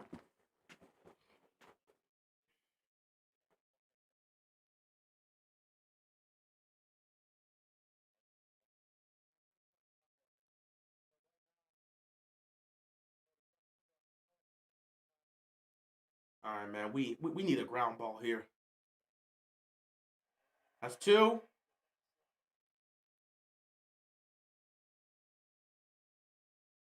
Got a 1-2 pitch here.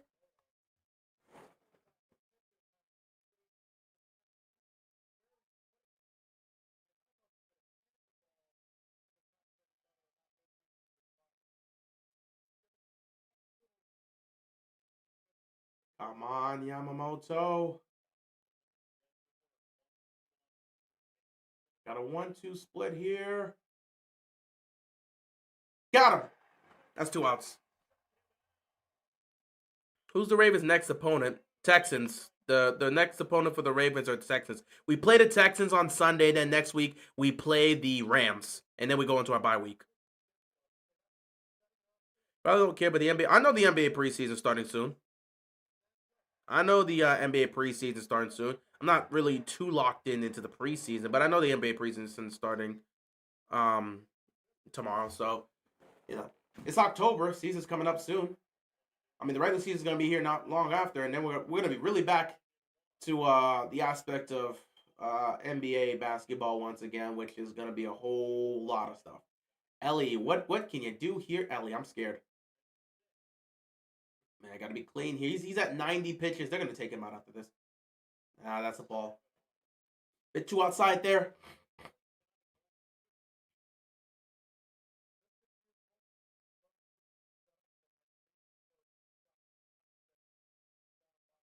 Do not pull a Red Sox here because the Red Sox were in a situation and couldn't get it. That's two. All right, 1-2 here. Get Ellie out. Calm. Hey. Quiet down, guys. Quiet down. Quiet down. Yamamoto's got to concentrate here. Yamamoto's got to concentrate here. Quiet down. Quiet down. Quiet down. Quiet down.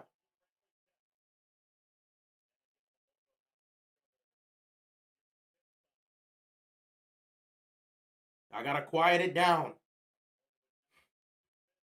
Here we go. Can we get Ellie out? Got it. Ah, foul. Foul.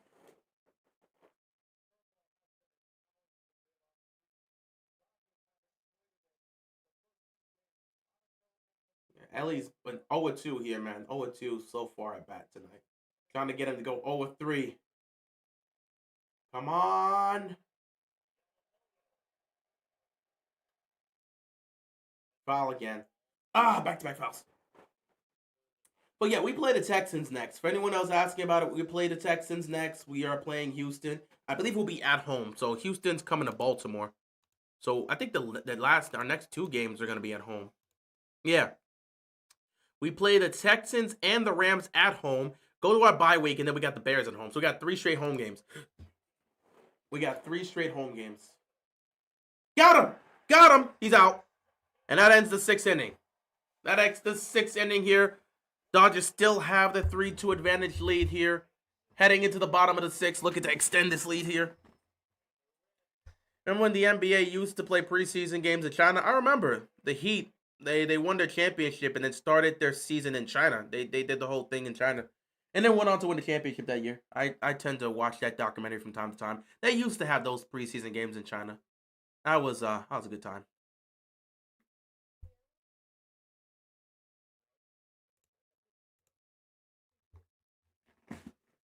Yeah, not much else really to talk about here for me. I honestly just wanted to speak on the injury situation because it's really bad. Um, Anything else in regards to the Ravens? I'm more so looking for that. I don't think we have anything here specifically in regards to the Ravens.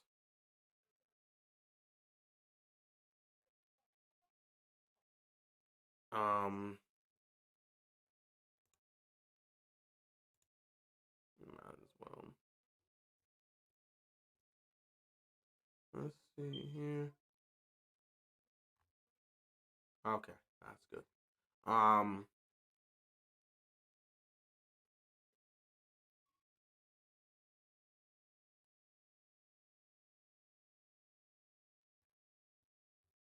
hmm.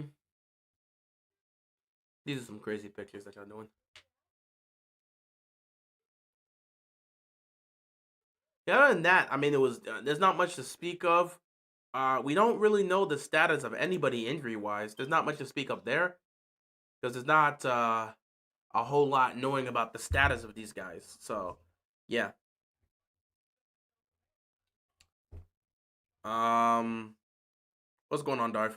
Ravens have dominated the Texans historically. Yeah, they have. Unfortunately, this team is not in a good position to really do that. What happened to CJ Stroud? It's a lot of things. It's not even just a CJ Stroud thing. CJ Stroud hasn't played the best, but his offensive line stinks. His offensive line stinks, and the play calling is terrible. So those two factors do play into why CJ Stroud has looked the way he has looked. Not to mention last year he was missing some primary weapons, and this year he's still missing Tank Dell. But yeah, there's just been times where CJ himself has just been bad throwing the football. Plenty of moments where we've seen him just not look good throwing the football. But yeah, there's a multitude of things that contribute towards the Texans offense looking the way it is. Again, the offensive line not protecting CJ Stroud, the play calling being very suspect. That's why a lot of Texans fans are not happy with their offensive coordinator. It's a lot of things that play into that. But yeah, CJ himself has missed a lot of throws, just throws that he was making routinely in his rookie year. So it's a plethora of things that's play. There's a multitude of things that play into why CJ Stroud and the Texans offenses look the way they've looked. But he himself has had moments where he's played bad. He himself has made poor decisions throwing the football at times, and he himself has thrown some awful picks. So it is what it is. Derrick Henry should have a good day versus the Texans. I mean, if we run the ball and utilize him the way we're supposed to, maybe. Whoa! What type of pitch is that? Martinez, chill out, bro. What type of pitch is that?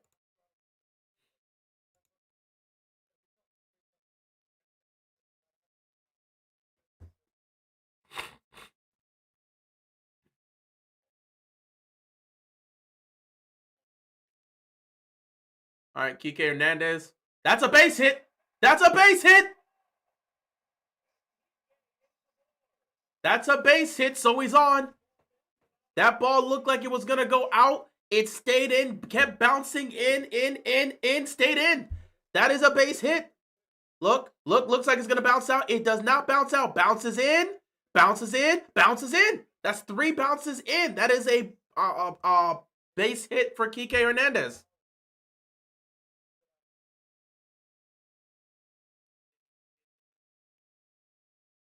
Now we got Rojas up here. Let's see what he can do.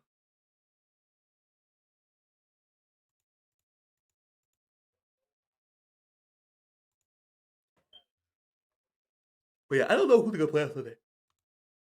I'm sitting here thinking, who am I? That's a good hit. He stopped it. He stopped it. Okay. It's fine. All right. Rojas first out there. It's fine. We did get Kike Hernandez to second base. We do have somebody in scoring position.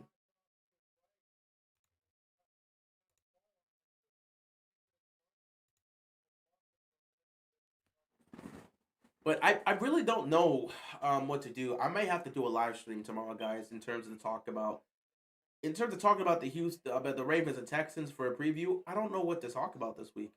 I don't know who's gonna play. There's so many people on IR. There's so many people on the injury report. That's a base hit. He missed. Oh, he missed. Look at the errors. That's another base hit. Oh my God, the Reds are just making mistake after mistake after mistake. They're ready to go home. The Reds are ready to go home, dog. The Reds are ready to go home. You can't see the Reds are playing like a team that doesn't belong here. They are the only reason Cincinnati is playing in this game is because the Mets literally choked. The Reds do not belong here. The Reds literally do not belong here. All right, Ohtani's up again. Let's see if he can get it, man. He tried it last time.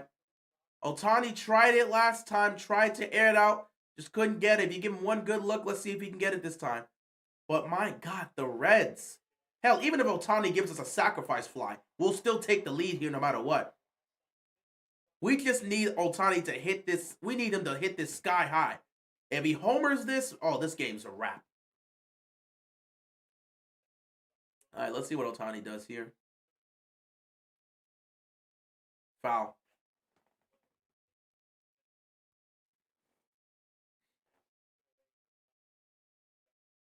Most home runs in the first 2 seasons with the team. Ohtani's got 109. He ties with Alex Rodriguez and Alex Rodriguez got 109 and Babe Ruth got 113. All right, let's see what Ohtani can do here. 0-2. Got to be careful right there. 0-2 right there. They're throwing some heaters at Ohtani right now. Damn near coming close to breaking his bat.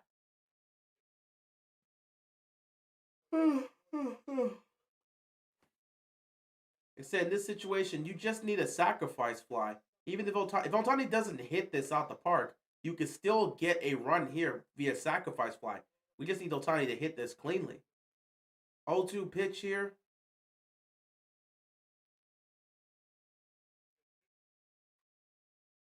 Another foul. All three of these pitches are fouls. But yeah, I think I'm gonna probably be here tomorrow. For I'm not. I don't know if I'll probably maybe I'll probably stream. I think we may stream Thursday night football. We may stream Thursday night football, and if we do, we'll probably talk about the another foul ball here. 4 straight foul balls. I have to decide because I could. I might have to wait. I would love to do it tomorrow, but I don't know who's going to play. I have to wait until we get the game status. So their final practice should be Friday. We'll get an idea of who's going to be playing on Sunday. So we'll go from there. I'll see what the injury report showcases on Friday, and then we'll talk about the Ravens and Texans game. But I may actually do a stream tomorrow for Thursday night football between the Niners and Rams, so we could do that. Dang, I might have to do 3 straight streams. I may have to do Thursday night football. I may not have to do on Friday a Ravens Texans preview, and then Saturday I might do my anime stream. So we might have to do 3 straight. And then Sunday we'll have to stream the game. Maybe 4 days of streaming for me coming up this week. Which means, wait, that's crazy. I streamed today because I wanted to talk about the injury history. I'll stream tomorrow, stream Friday, stream Saturday, and then okay, that's gonna be a bunch. But we're gonna be streaming, so we'll see what we want to do. It depends on how I'm feeling. I may. That's a base hit. That's a base hit. We're gonna add to the lead. Shohei Ohtani.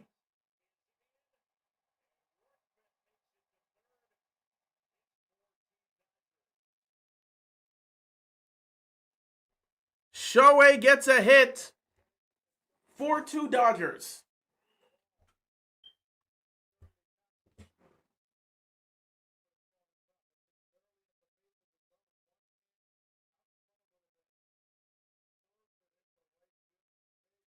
That is a great hit by Shohei Ohtani.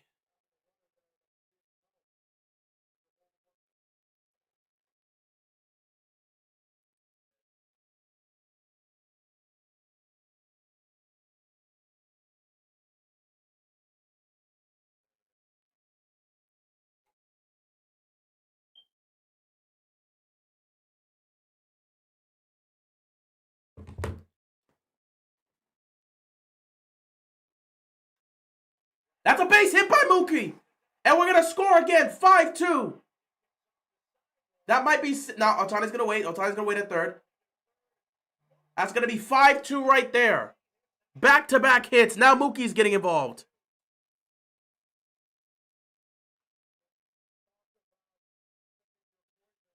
Yeah, I ain't going to get into that aspect. All right, let's see if Freddie can make it 3. Let's see if Freddie can get himself a hit. But yeah, Dodgers ready to put the Reds away. See, we actually know how to put teams away. Well, at least it's playoff time, so we learned how to do that. Because prior to that, it was a decade-long choke fest. I mean, we did win during the pandemic, but a lot of people don't really count that as a championship. The pandemic, like all the pandemic rings, people don't really count those as championships. Prior to that, man, we had some serious choking performances in the playoffs. And then we finally put it together last year. We got Ohtani, got it. We went through a tough season because we were having injuries through and through. But we got our guys back just in time for the playoffs. And we managed, even with a very, very, very, very shaky bullpen, we managed to win a championship last year. So we learned from that. I'm hoping the experience, I'm going to need, first of all, put these guys away tonight. But then after that, we need the experience to be there. They're going to intentionally walk Freeman to get the bases loaded. So Teoscar could just blow this game completely open if he hits a homer here. I'm surprised they walked Freddie Freeman.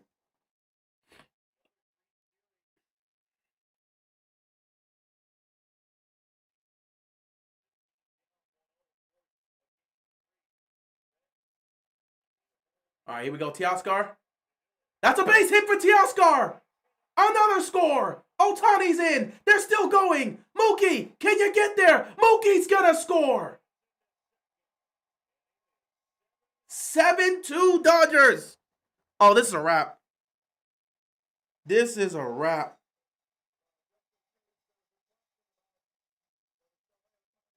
This is a wrap. It's over. Cincinnati's going home. Cincinnati's going home. It's a wrap. You can put this to bed right now. Cincinnati is going home.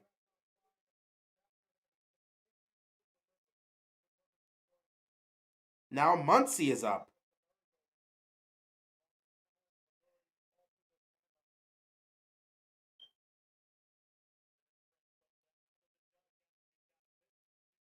What NBA and NFL teams can be compared to the Angels? They have an awesome player named Mike Trout, and yeah, we know about Mike Trout. He chose to willingly stay there. He should have left a long time ago. He's only made the playoff once, swept by Baltimore, never made the playoff since. An NFL team, Myles Garrett. Myles Garrett would be a situation. I would say the Angels. I mean, I would say it's like the Cleveland Browns, but at least no, the Browns at least won a playoff series with Myles Garrett. So let me think of someone else. Um, hmm. Let's see a team that hasn't done anything.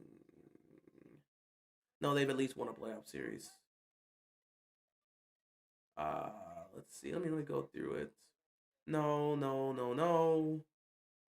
No, they've won. Texans. No, maybe right now. At least they made it to a Super Bowl. So it's like, you say that.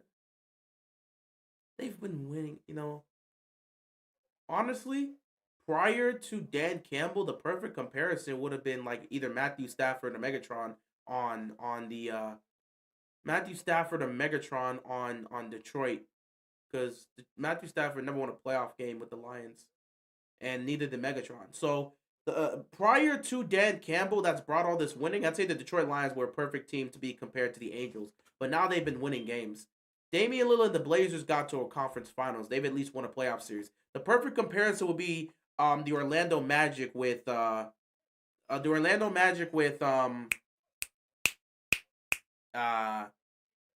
Tracy McGrady. That would be one. I can't say Dame with the Blazers. They've won a playoff series. They've been to the conference finals. They at least advanced. Trout and the Angels have never done anything, so you can't even use Dame on the Blazers because at least they've won playoff series. So you got to use one where they didn't. John Wall and the Wizards at least won a playoff series. That's the thing. Like I said, the Angels haven't won a playoff series with Trout there. So I'm looking for a scenario where you have a great player on a team that never won a playoff series. So I'm thinking Tracy McGrady, either when he was with Houston or Tracy McGrady with the Orlando Magic. That would be the best comparison I could possibly get given the circumstances. Because in those situations, they never won a playoff game.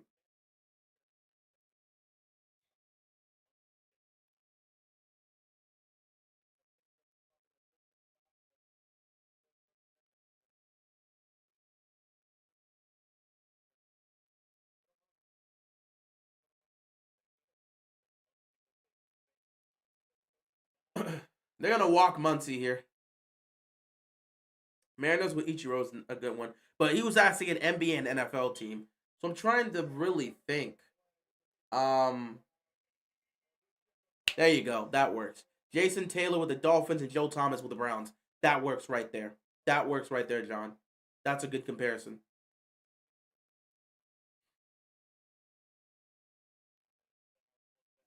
That works for the NFL side. The NBA side, again, like I said, Tracy McGrady with the Magic would definitely work. Um, Kemba, well, he's not. I'm not saying he's exactly on that level, but Kemba Walker and the Hornets never won a playoff series.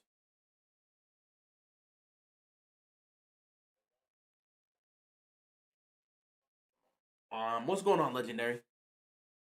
0-2 here for Pajes. Oh my God, Pajes, please, Pajes, I'm begging you to do something. Can you contribute, Pajes? Please, please do something. I'm begging you to do something, Pajes. Please, Pajes, please, dog. You were 0 for 2 today. You were 0 of 5 yesterday. Do not tell me through 2 playoff games you're going to be 0 of 8. And that's a fly ball. Okay, Pajes is just doing absolutely nothing. He's doing absolutely nothing. But we're going to... Couldn't even get anything on a decent sacrifice right there to try to add to the lead. The Hawks with Joe Johnson.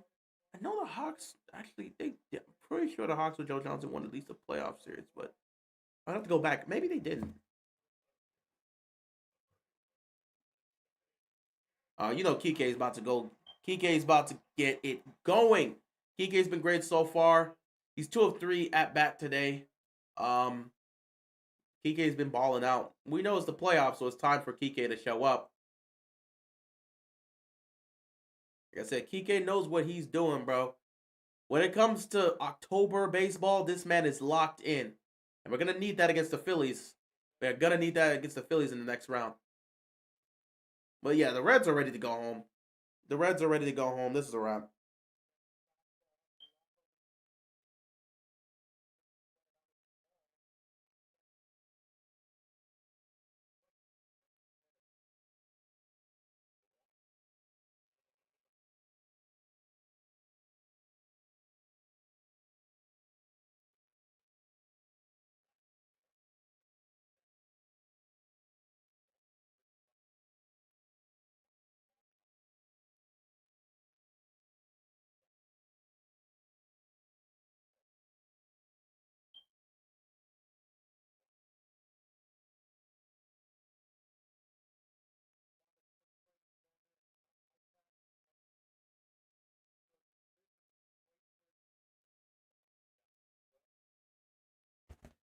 Oh, that's okay. No.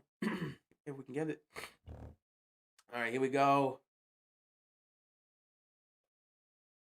Ball. But there's a few. There's a few.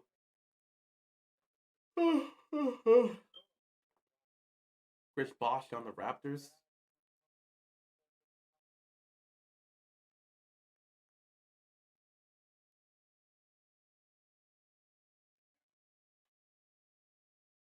All right, that's gonna be a fly ball. That's gonna end things here. It don't matter. That was a fantastic inning. Dodgers getting ready for Philadelphia. 9-5 overall record for Cooper Rush. Yeah, he did that with the Cowboys. Marbury and the Knicks never won one. They never won a playoff series? Would also have to check that as well. But I'm not sure. I mean, I can check that later. Still.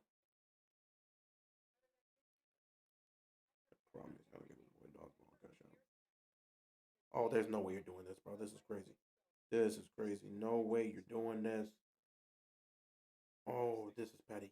This is petty. Nah, I gotta let it ride. This is petty. This is petty. No, I gotta let it ride. This is petty.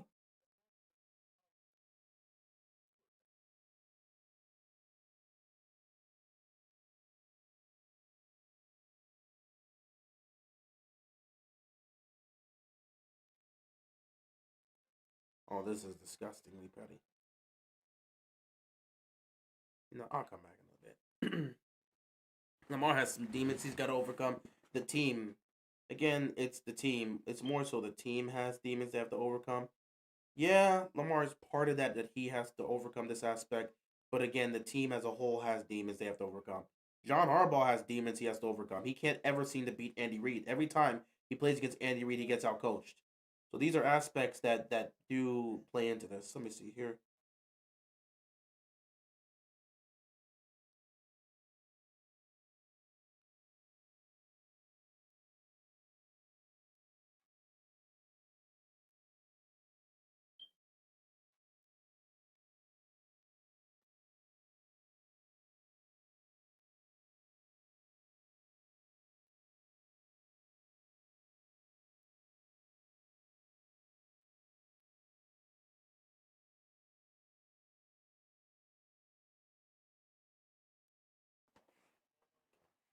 All right, Dominique Wilkins with the Hawks. That's another one.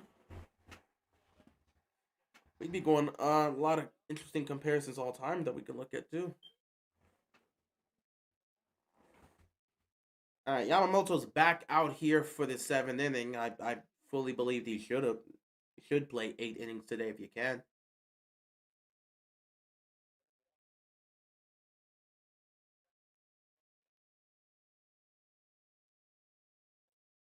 This is crazy.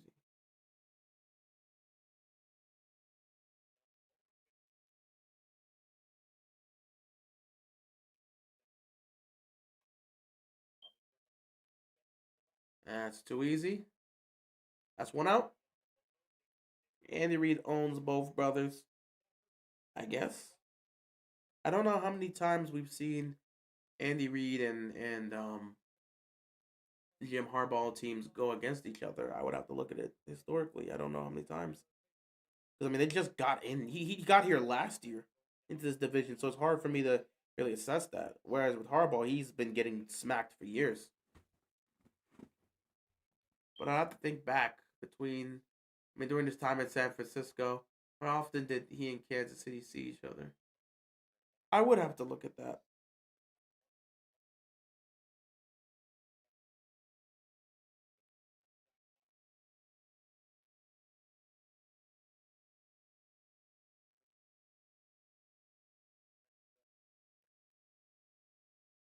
Bro, you broke down the mentality of Lamar Jackson versus the Chiefs. It makes so much sense now. You can't beat a team if you doubt yourself even a little. Success loves preparation. Yeah, I mean, there's definitely a thing there with Lamar from a mental aspect when it comes to Kansas City, but I also think there's a mental thing when it comes to the entire Ravens team. I don't know if the Ravens believe they can beat the Chiefs. I don't know if John Harbaugh believes he can outcoach Andy Reid. I think there's a lot of things that you look at there and say, from a team's perspective, I don't know if they believe they can do this because I look at it from a team aspect. Lamar is part of that aspect, and I think Lamar mentally may have some hesitation in terms of how things continue to go, and he may not believe with what he has out there and with the way things are going. Maybe he mentally doesn't believe he can beat them. But I also think this team as a whole. I think every time the defense sees Patrick Mahomes, they start to mentally backtrack because I don't think they believe that they can beat him. So I think it's a lot of things. I think like John Harbaugh may not mentally believe he can outcoach Andy Reid. It could be a lot of things. It could be a lot of things. Because the thing about the Ravens is they do the same thing every single time. They'll figure out how to play the Chiefs, and then the Chiefs will put the pressure on them, and then they immediately fold. It's legit. They put the pressure on them, and then they immediately surrender. The opening drive was a perfect example of what I'm talking about. I mean, the way they responded in that opening drive with the short pass game, short pass game, short pass game, short pass game. That's exactly how they could have beat Kansas City. If the offense would have just did that the entire game, they're beating Kansas City. But Kansas City put a little bit of pressure on Lamar, and then they decided to just completely go away from that play call, which John Harbaugh admitted to for the 15 millionth time that the offense went away from their game plan. They had an idea of what they should do, i.e., the short passing game, but for some reason they decided to move away from that, which they always do. They always move away from what works. Oh, we found this is working. You know what? Let's move away from this because that's what we should do. They do this every single time. Every single time they do this.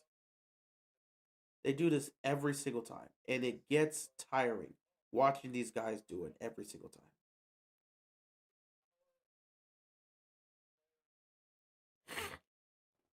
So it becomes a thing all around. And that's the first walk of the day here for any Reds player.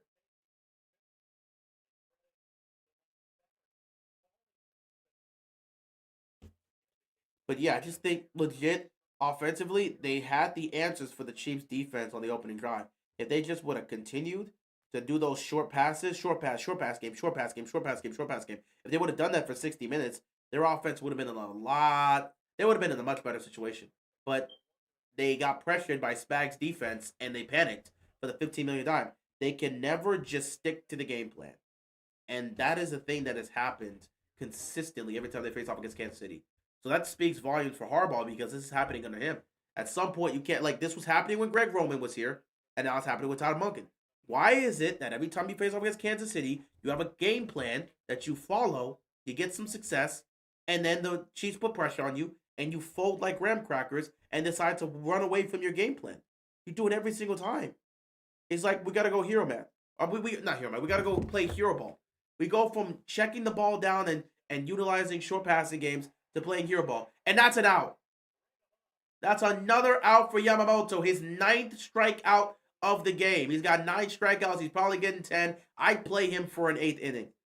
If it's rigged, so be it. I mean, I don't know if it's rigged or not. I'm never gonna ask these questions again. It's sports. It's entertainment. If it's rigged, who cares? So be it. Like I never have any sort of answer. People keep asking that, assuming that I don't know. I don't know. I'm not in the inner circles to figure this out. It's not a mental thing. It's called coaching. The opening drive was right. The game plan was right. The game plan. And when the defense during Mahomes' drive, Mahomes goes down the field, they got scared and went away from the answer. It's called coaching. They do this every single time, though. They do this every single time. That's why I believe it's a mental thing. Because this is not the first time they've had a game plan that can work against the Chiefs and they run away from the game plan.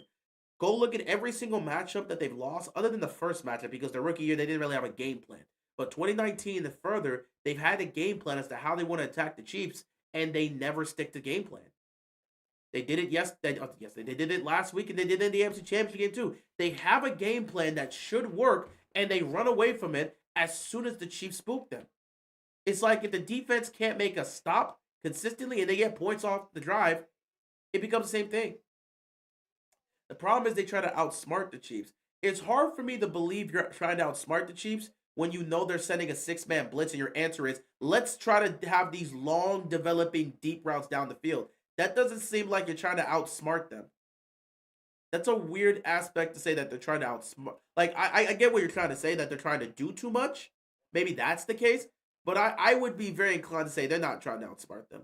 Because you're trying to run these deep, long, freaking routes when they're sending a 5 or a 6-man blitz. What time are you going to have? What time are you going to have to be able to pull that off?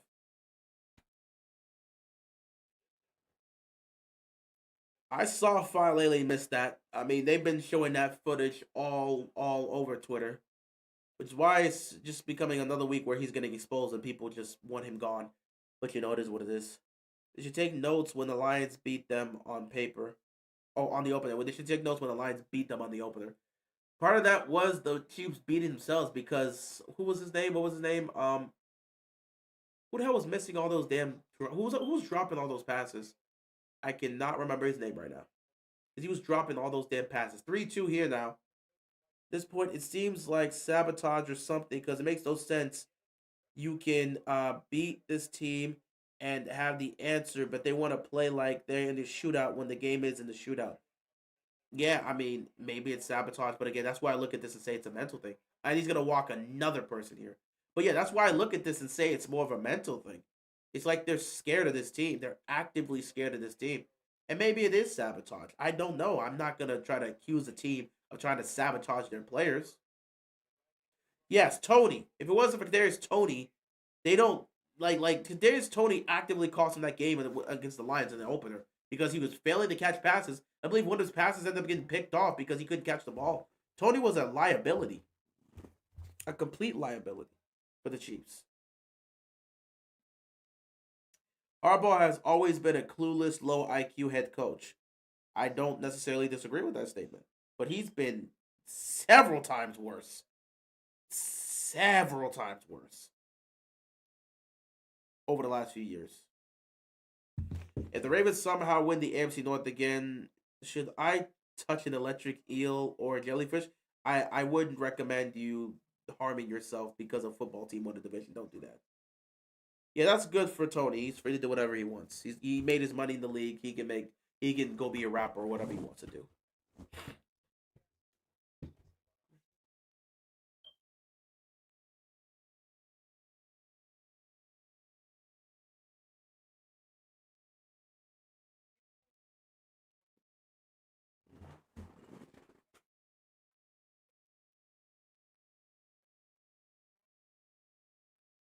Oi.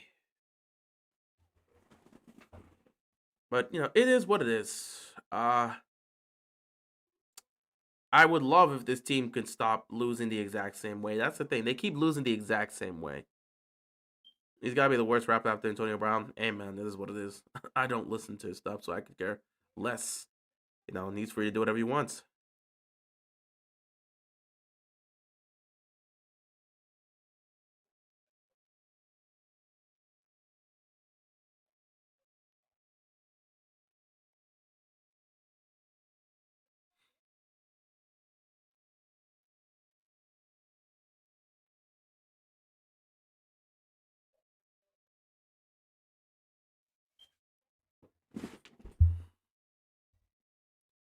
Yeah, I'm watching the Dodgers right now, Brandon. Dodgers are up 7-2, and Yamamoto's done. Yamamoto's probably done, and this is where I really get concerned. The bullpen. 9 strikeouts for Yamamoto. He might be done for the day. He's done. He's had 113 pitches. He's done for the day. This is where my concerns come in. Trenton's gonna be fine. I believe he should be okay. I'm hoping he should be fine. But the bullpen is our weakness. If there's anything that's gonna stop the Dodgers from making the World Series or winning the championship this year, it's gonna be our bullpen. It was problematic last year. We were still able to overcome it and win a championship, but it's not like it's going to be like that every single year. Like the Padres really had an opportunity to beat us last year and should have beat us. They didn't. We were able to overcome that. That should be the third out, and that should be the end of the. Oh, that should be the top of the 7th ending here. 2 more innings, and we should be done here, and the Dodgers will advance to the second round to take on the Phillies on Saturday, I believe. So we'll see how that goes. But yeah, I do have concerns, bro. I really do, because like we got to take on the Phillies. Dude, the Phillies got a lot of talent. Again, you got to deal with Schwarber. You got to deal with Harper. You got to deal with Turner. You got to deal with Castillos. You got to deal with Scott, Bryson Scott. You got to deal with a lot of guys there, man.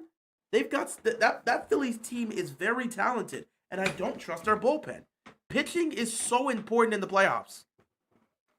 Pitching literally determines everything. If you don't have good pitching, you're problematic. Who is the team that choked that World Series away to your team? Which year are you talking about? Which year specifically are you talking about? Depends on which year you're talking about.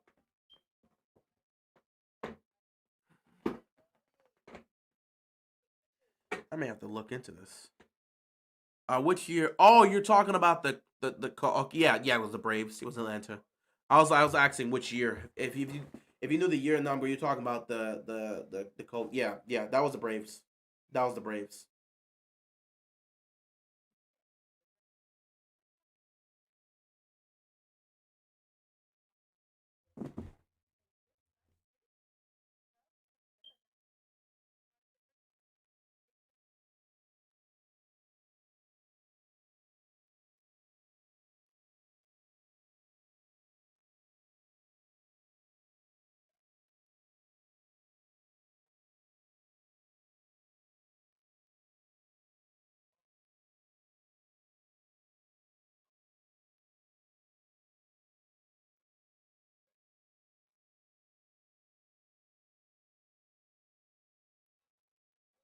Two more innings, put this away. And as a Dodgers fan, I could just sit back and relax tomorrow. But I would hate to be in a do or die game tomorrow. If you're the Red Sox, you got to be disgusted.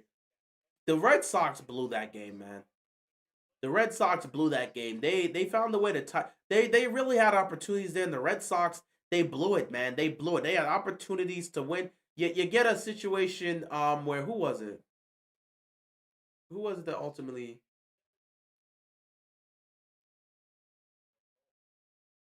I can't remember who dropped that who dropped that ball. It ended up being a base hit, but it should have been an easy out there that would change innings. You got to drop there, and it ultimately changes the game. Trying to remember who it was. It wasn't Bregman. It wasn't Story. Ah, my brain's fuzzy right now. But the Red Sox really the Red Sox they had an opportunity to put the Yankees away, and now the Red Sox are in trouble. I don't know how their pitching situation is going to look tomorrow. Their pitching situation is exactly the best. The Yankees will take advantage of this. The Yankees will absolutely take advantage of this tomorrow. I think the Yankees could advance legitimately. They messed up, bro. The Red Sox, it was a tough game. It was a tough battle, but they blew it in the end. And now the Yankees have life. The pitching situation isn't going to be the best. I wonder who's going to pitch for them tomorrow. I really wonder who's going to pitch for them tomorrow. That should be real interesting to see. Let me see.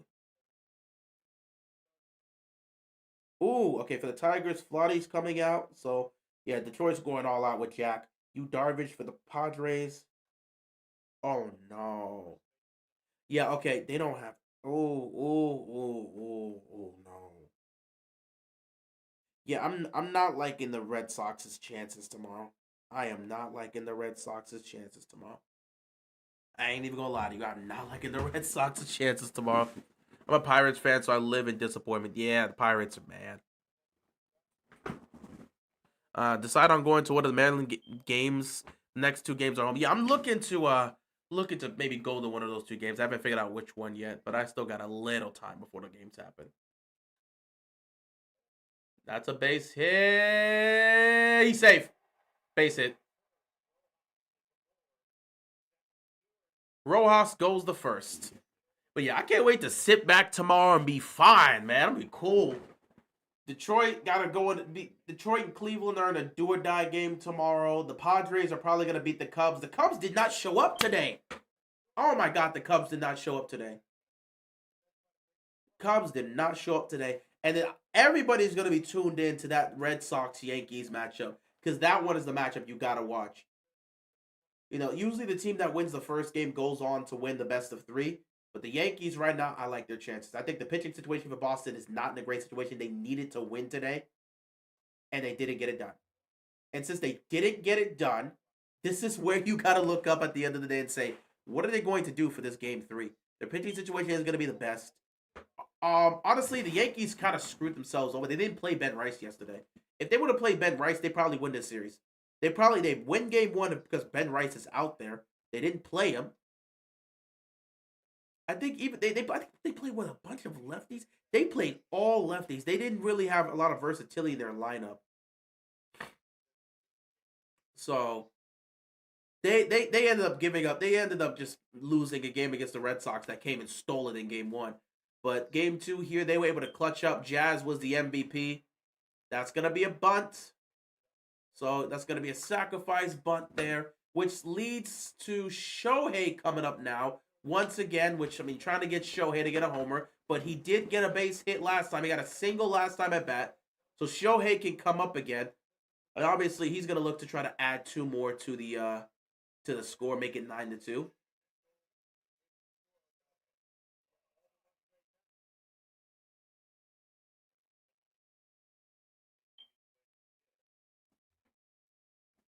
But yeah, I think the Red Sox are in serious trouble.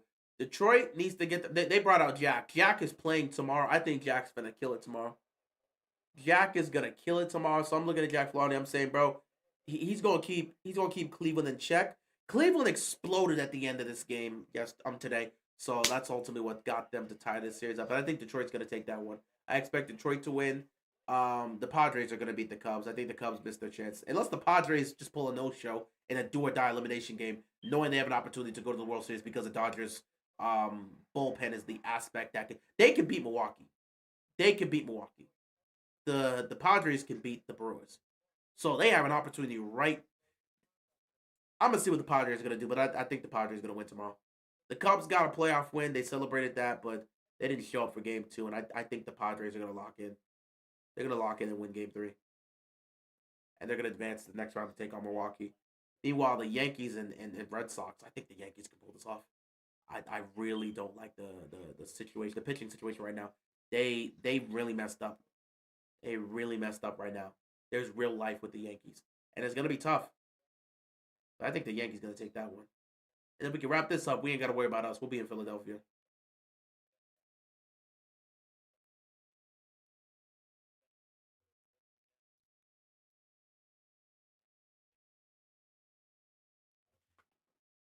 Boy.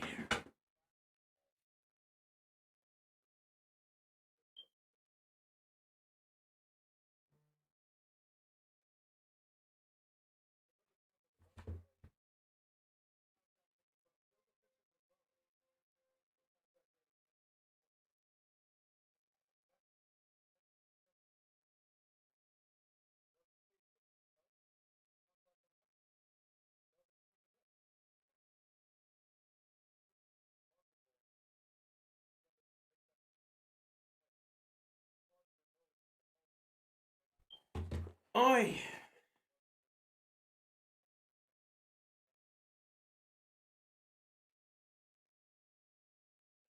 All right, everything's full here. 3-2 here. Hey, I ain't gonna lie, I am ready to close this up, but I'm low key just watching this Yankees game right now. Um, Foul ball. In terms of the Ravens Texans game, we're gonna have to wait till Friday. I can't make a preview if I don't know who's gonna play. And there's so many people that's on the injury list. I have to at least give them time. I have to give them time. So what I'm going to ultimately do is I'm gonna give them time.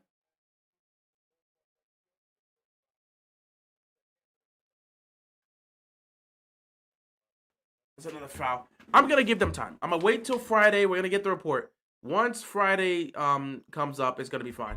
Is Jaden playing this Sunday? I actually did not check. I mean, he was at a press conference this week. I think he's been practicing.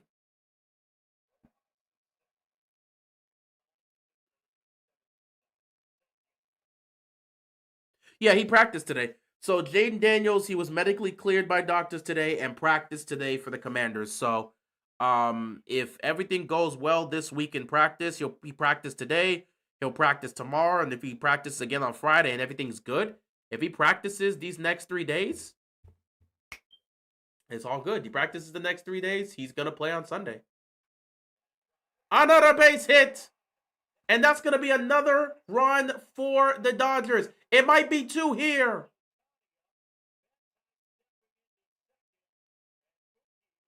8-2 game here. Mookie with a base hit. And the Dodgers are pouring it on at the bottom of the 7th. The Reds are ready to go home. The Dodgers have no interest in playing this game. You know, they're not. The thing about it is everyone expected this from the Dodgers. The Reds aren't good. The Reds snuck into the playoffs because the Mets choked. The Dodgers dominating the Mets is what we expected. We got to see what happens these final 2 innings because the bullpen, that can be concerning. But we expected this from the Dodgers. We expected this from the Dodgers. We expected complete dominance from the Dodgers. And that's what they've done. They did that in game 1, and they're dominating here in game 2. That's why when they gave up that early mistake, honestly, if it wasn't for that early mistake by Teoscar, it's 8-0 right now.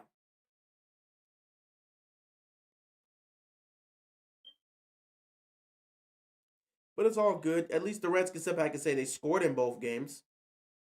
You can at least take that home with you, you know.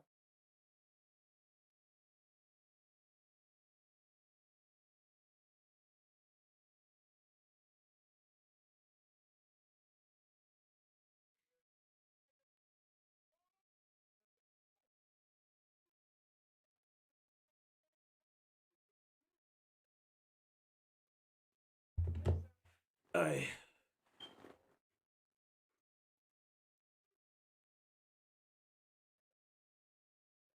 Yeah, that Denver game is bad. Oh, yeah, they changed the Fox America's game of the week this week. Instead of Lions Bengals, it's now Commanders Chargers. That's a good decision. That is a good decision. That is a good decision, especially because it looks like Jaden is going to play. And if Jaden is going to play, then obviously you want to have him and Justin Herbert going at it. All right, they got Chase Burns out here. He's gonna be pitching. The Reds have made a pitching change. Listen, the Reds are just ready to go home. They're ready to go home, get ready for the offseason. You know, at the end of the day, they made the playoffs over the Mets. That's an accomplishment. The Reds made the playoffs over the Mets. That is an accomplishment for Cincinnati. You take that with you. You knew you weren't going to do anything in the playoffs. Everybody knew you were going to get dominated by the Dodgers. You just came here. You showed face. You made some good moves. Ellie's done nothing, but hey, it is what it is. I don't want to get on Ellie too much. I like Ellie. But he's done nothing. I just want to point that out. Ellie has done nothing. Just want to emphasize that. Well, I think he's like made 2 defensive plays here out there.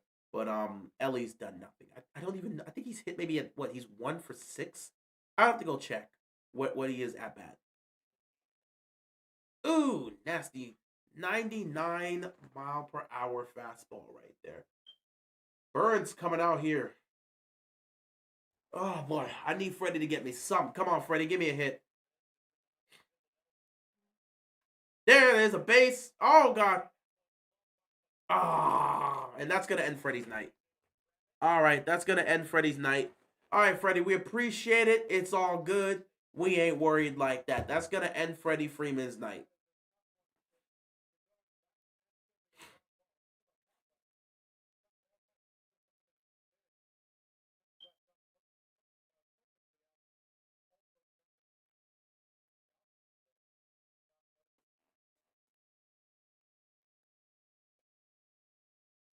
Yeah, that was a good choice to make that change there.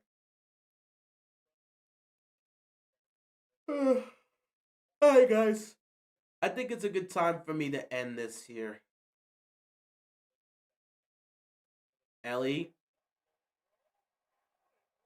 Yeah, that's a nice out. That was close. I don't know if they're gonna review this. Anyway, guys, I'm gonna watch the rest of this game and call it a night. There's not much else I really wanted to talk about. We wanted to speak about the injuries we did. In terms of speaking in regards to the Ravens and Texans game, I can't do a preview if I don't know who's going to play, so that's going to be saved till Friday. Friday we'll get the official report in terms of game time status. Once we know if we got guys that are questionable, we can sit back and say they got a chance to play. If we know there's guys that are doubtful or out, we'll know by then. There's like with Lamar, he's not going to practice this week, so there's a good chance he's going to be out. But let's just get the game status. Once we get that on Friday, then I will make my preview video for the Ravens and Texans because I'll have an idea who's going to play. There's 14 people on that injury list. It's tough for me to have an idea of who's going to play when a quarter of your roster is on the injury list. So I'm going to wait until Friday to get the game status for everybody, and then we will stream and talk about the Ravens and Texans in terms of how that game's going to go. Now, in terms of tomorrow, I can't guarantee it. I'll see how I'm feeling. I'll see if I'm mentally fresh because, coming from work, if I'm mentally exhausted, I'm not sitting here and doing a stream. But if I'm mentally fresh after work, I may do Thursday Night Football and we'll do some discussions there. So I'm thinking Thursday, we could do the Thursday Night Football stream. Maybe Friday, we could do a preview video for the Ravens versus the Texans. And then Saturday, I owe you guys an anime stream because I said we were going to talk about things unrelated. Because we did this in the, the week 4 therapy session. And I asked you guys, should I make a stream this week where we just talk about everything non-related to sports since the Ravens are going to hell and we'd rather talk about other things unrelated to sports? And you guys said yes, so I said I'm going to find a time this week to try to have that stream. I think Saturday would be a good time to have that anime-related stream. But what it be anime, comics, movies, television shows, cartoons, whatever we want to talk about. Anything that's non-sports related, that is what that stream is going to be about. So we're going to chill, we're going to vibe. We're not going to talk about no football, no sports. So if you come into the chat on Saturday when we do that stream to talk about sports, I got nothing for you. We going to be talking about whatever we're going to be talking about, whether it's cartoons or a certain video game, and then you come in talking about, man, the Ravens going to get beat tomorrow. I can't help you with that, bro. We're not talking about the Ravens during that stream. I'm going to let y'all know. I'll even put in the title. We're not talking about sports for that Saturday stream. So, yeah, I owe you guys that. I said I was going to do it, so I'm at least try to do it. Hopefully, I can do it. If I'm not here on Saturday, I can't stream. But hopefully, I will be here, so we'll see how things go. Anyway, I'm going to head on out. I'm going to watch the rest of this game, and then I'm going to go to sleep. So, you guys enjoy the rest of your night. This has not been a great 48 hours for the Ravens, but, they're just going to have to figure things out fast. If Lamar's not playing, you move to Cooper Rush, and you try to go win that game against the Texans. We'll just have to see how things go for the Ravens. With that being said, everybody, take care. Stay safe. I'll see you guys later. Good night to all. Be sure to stay safe once again. And peace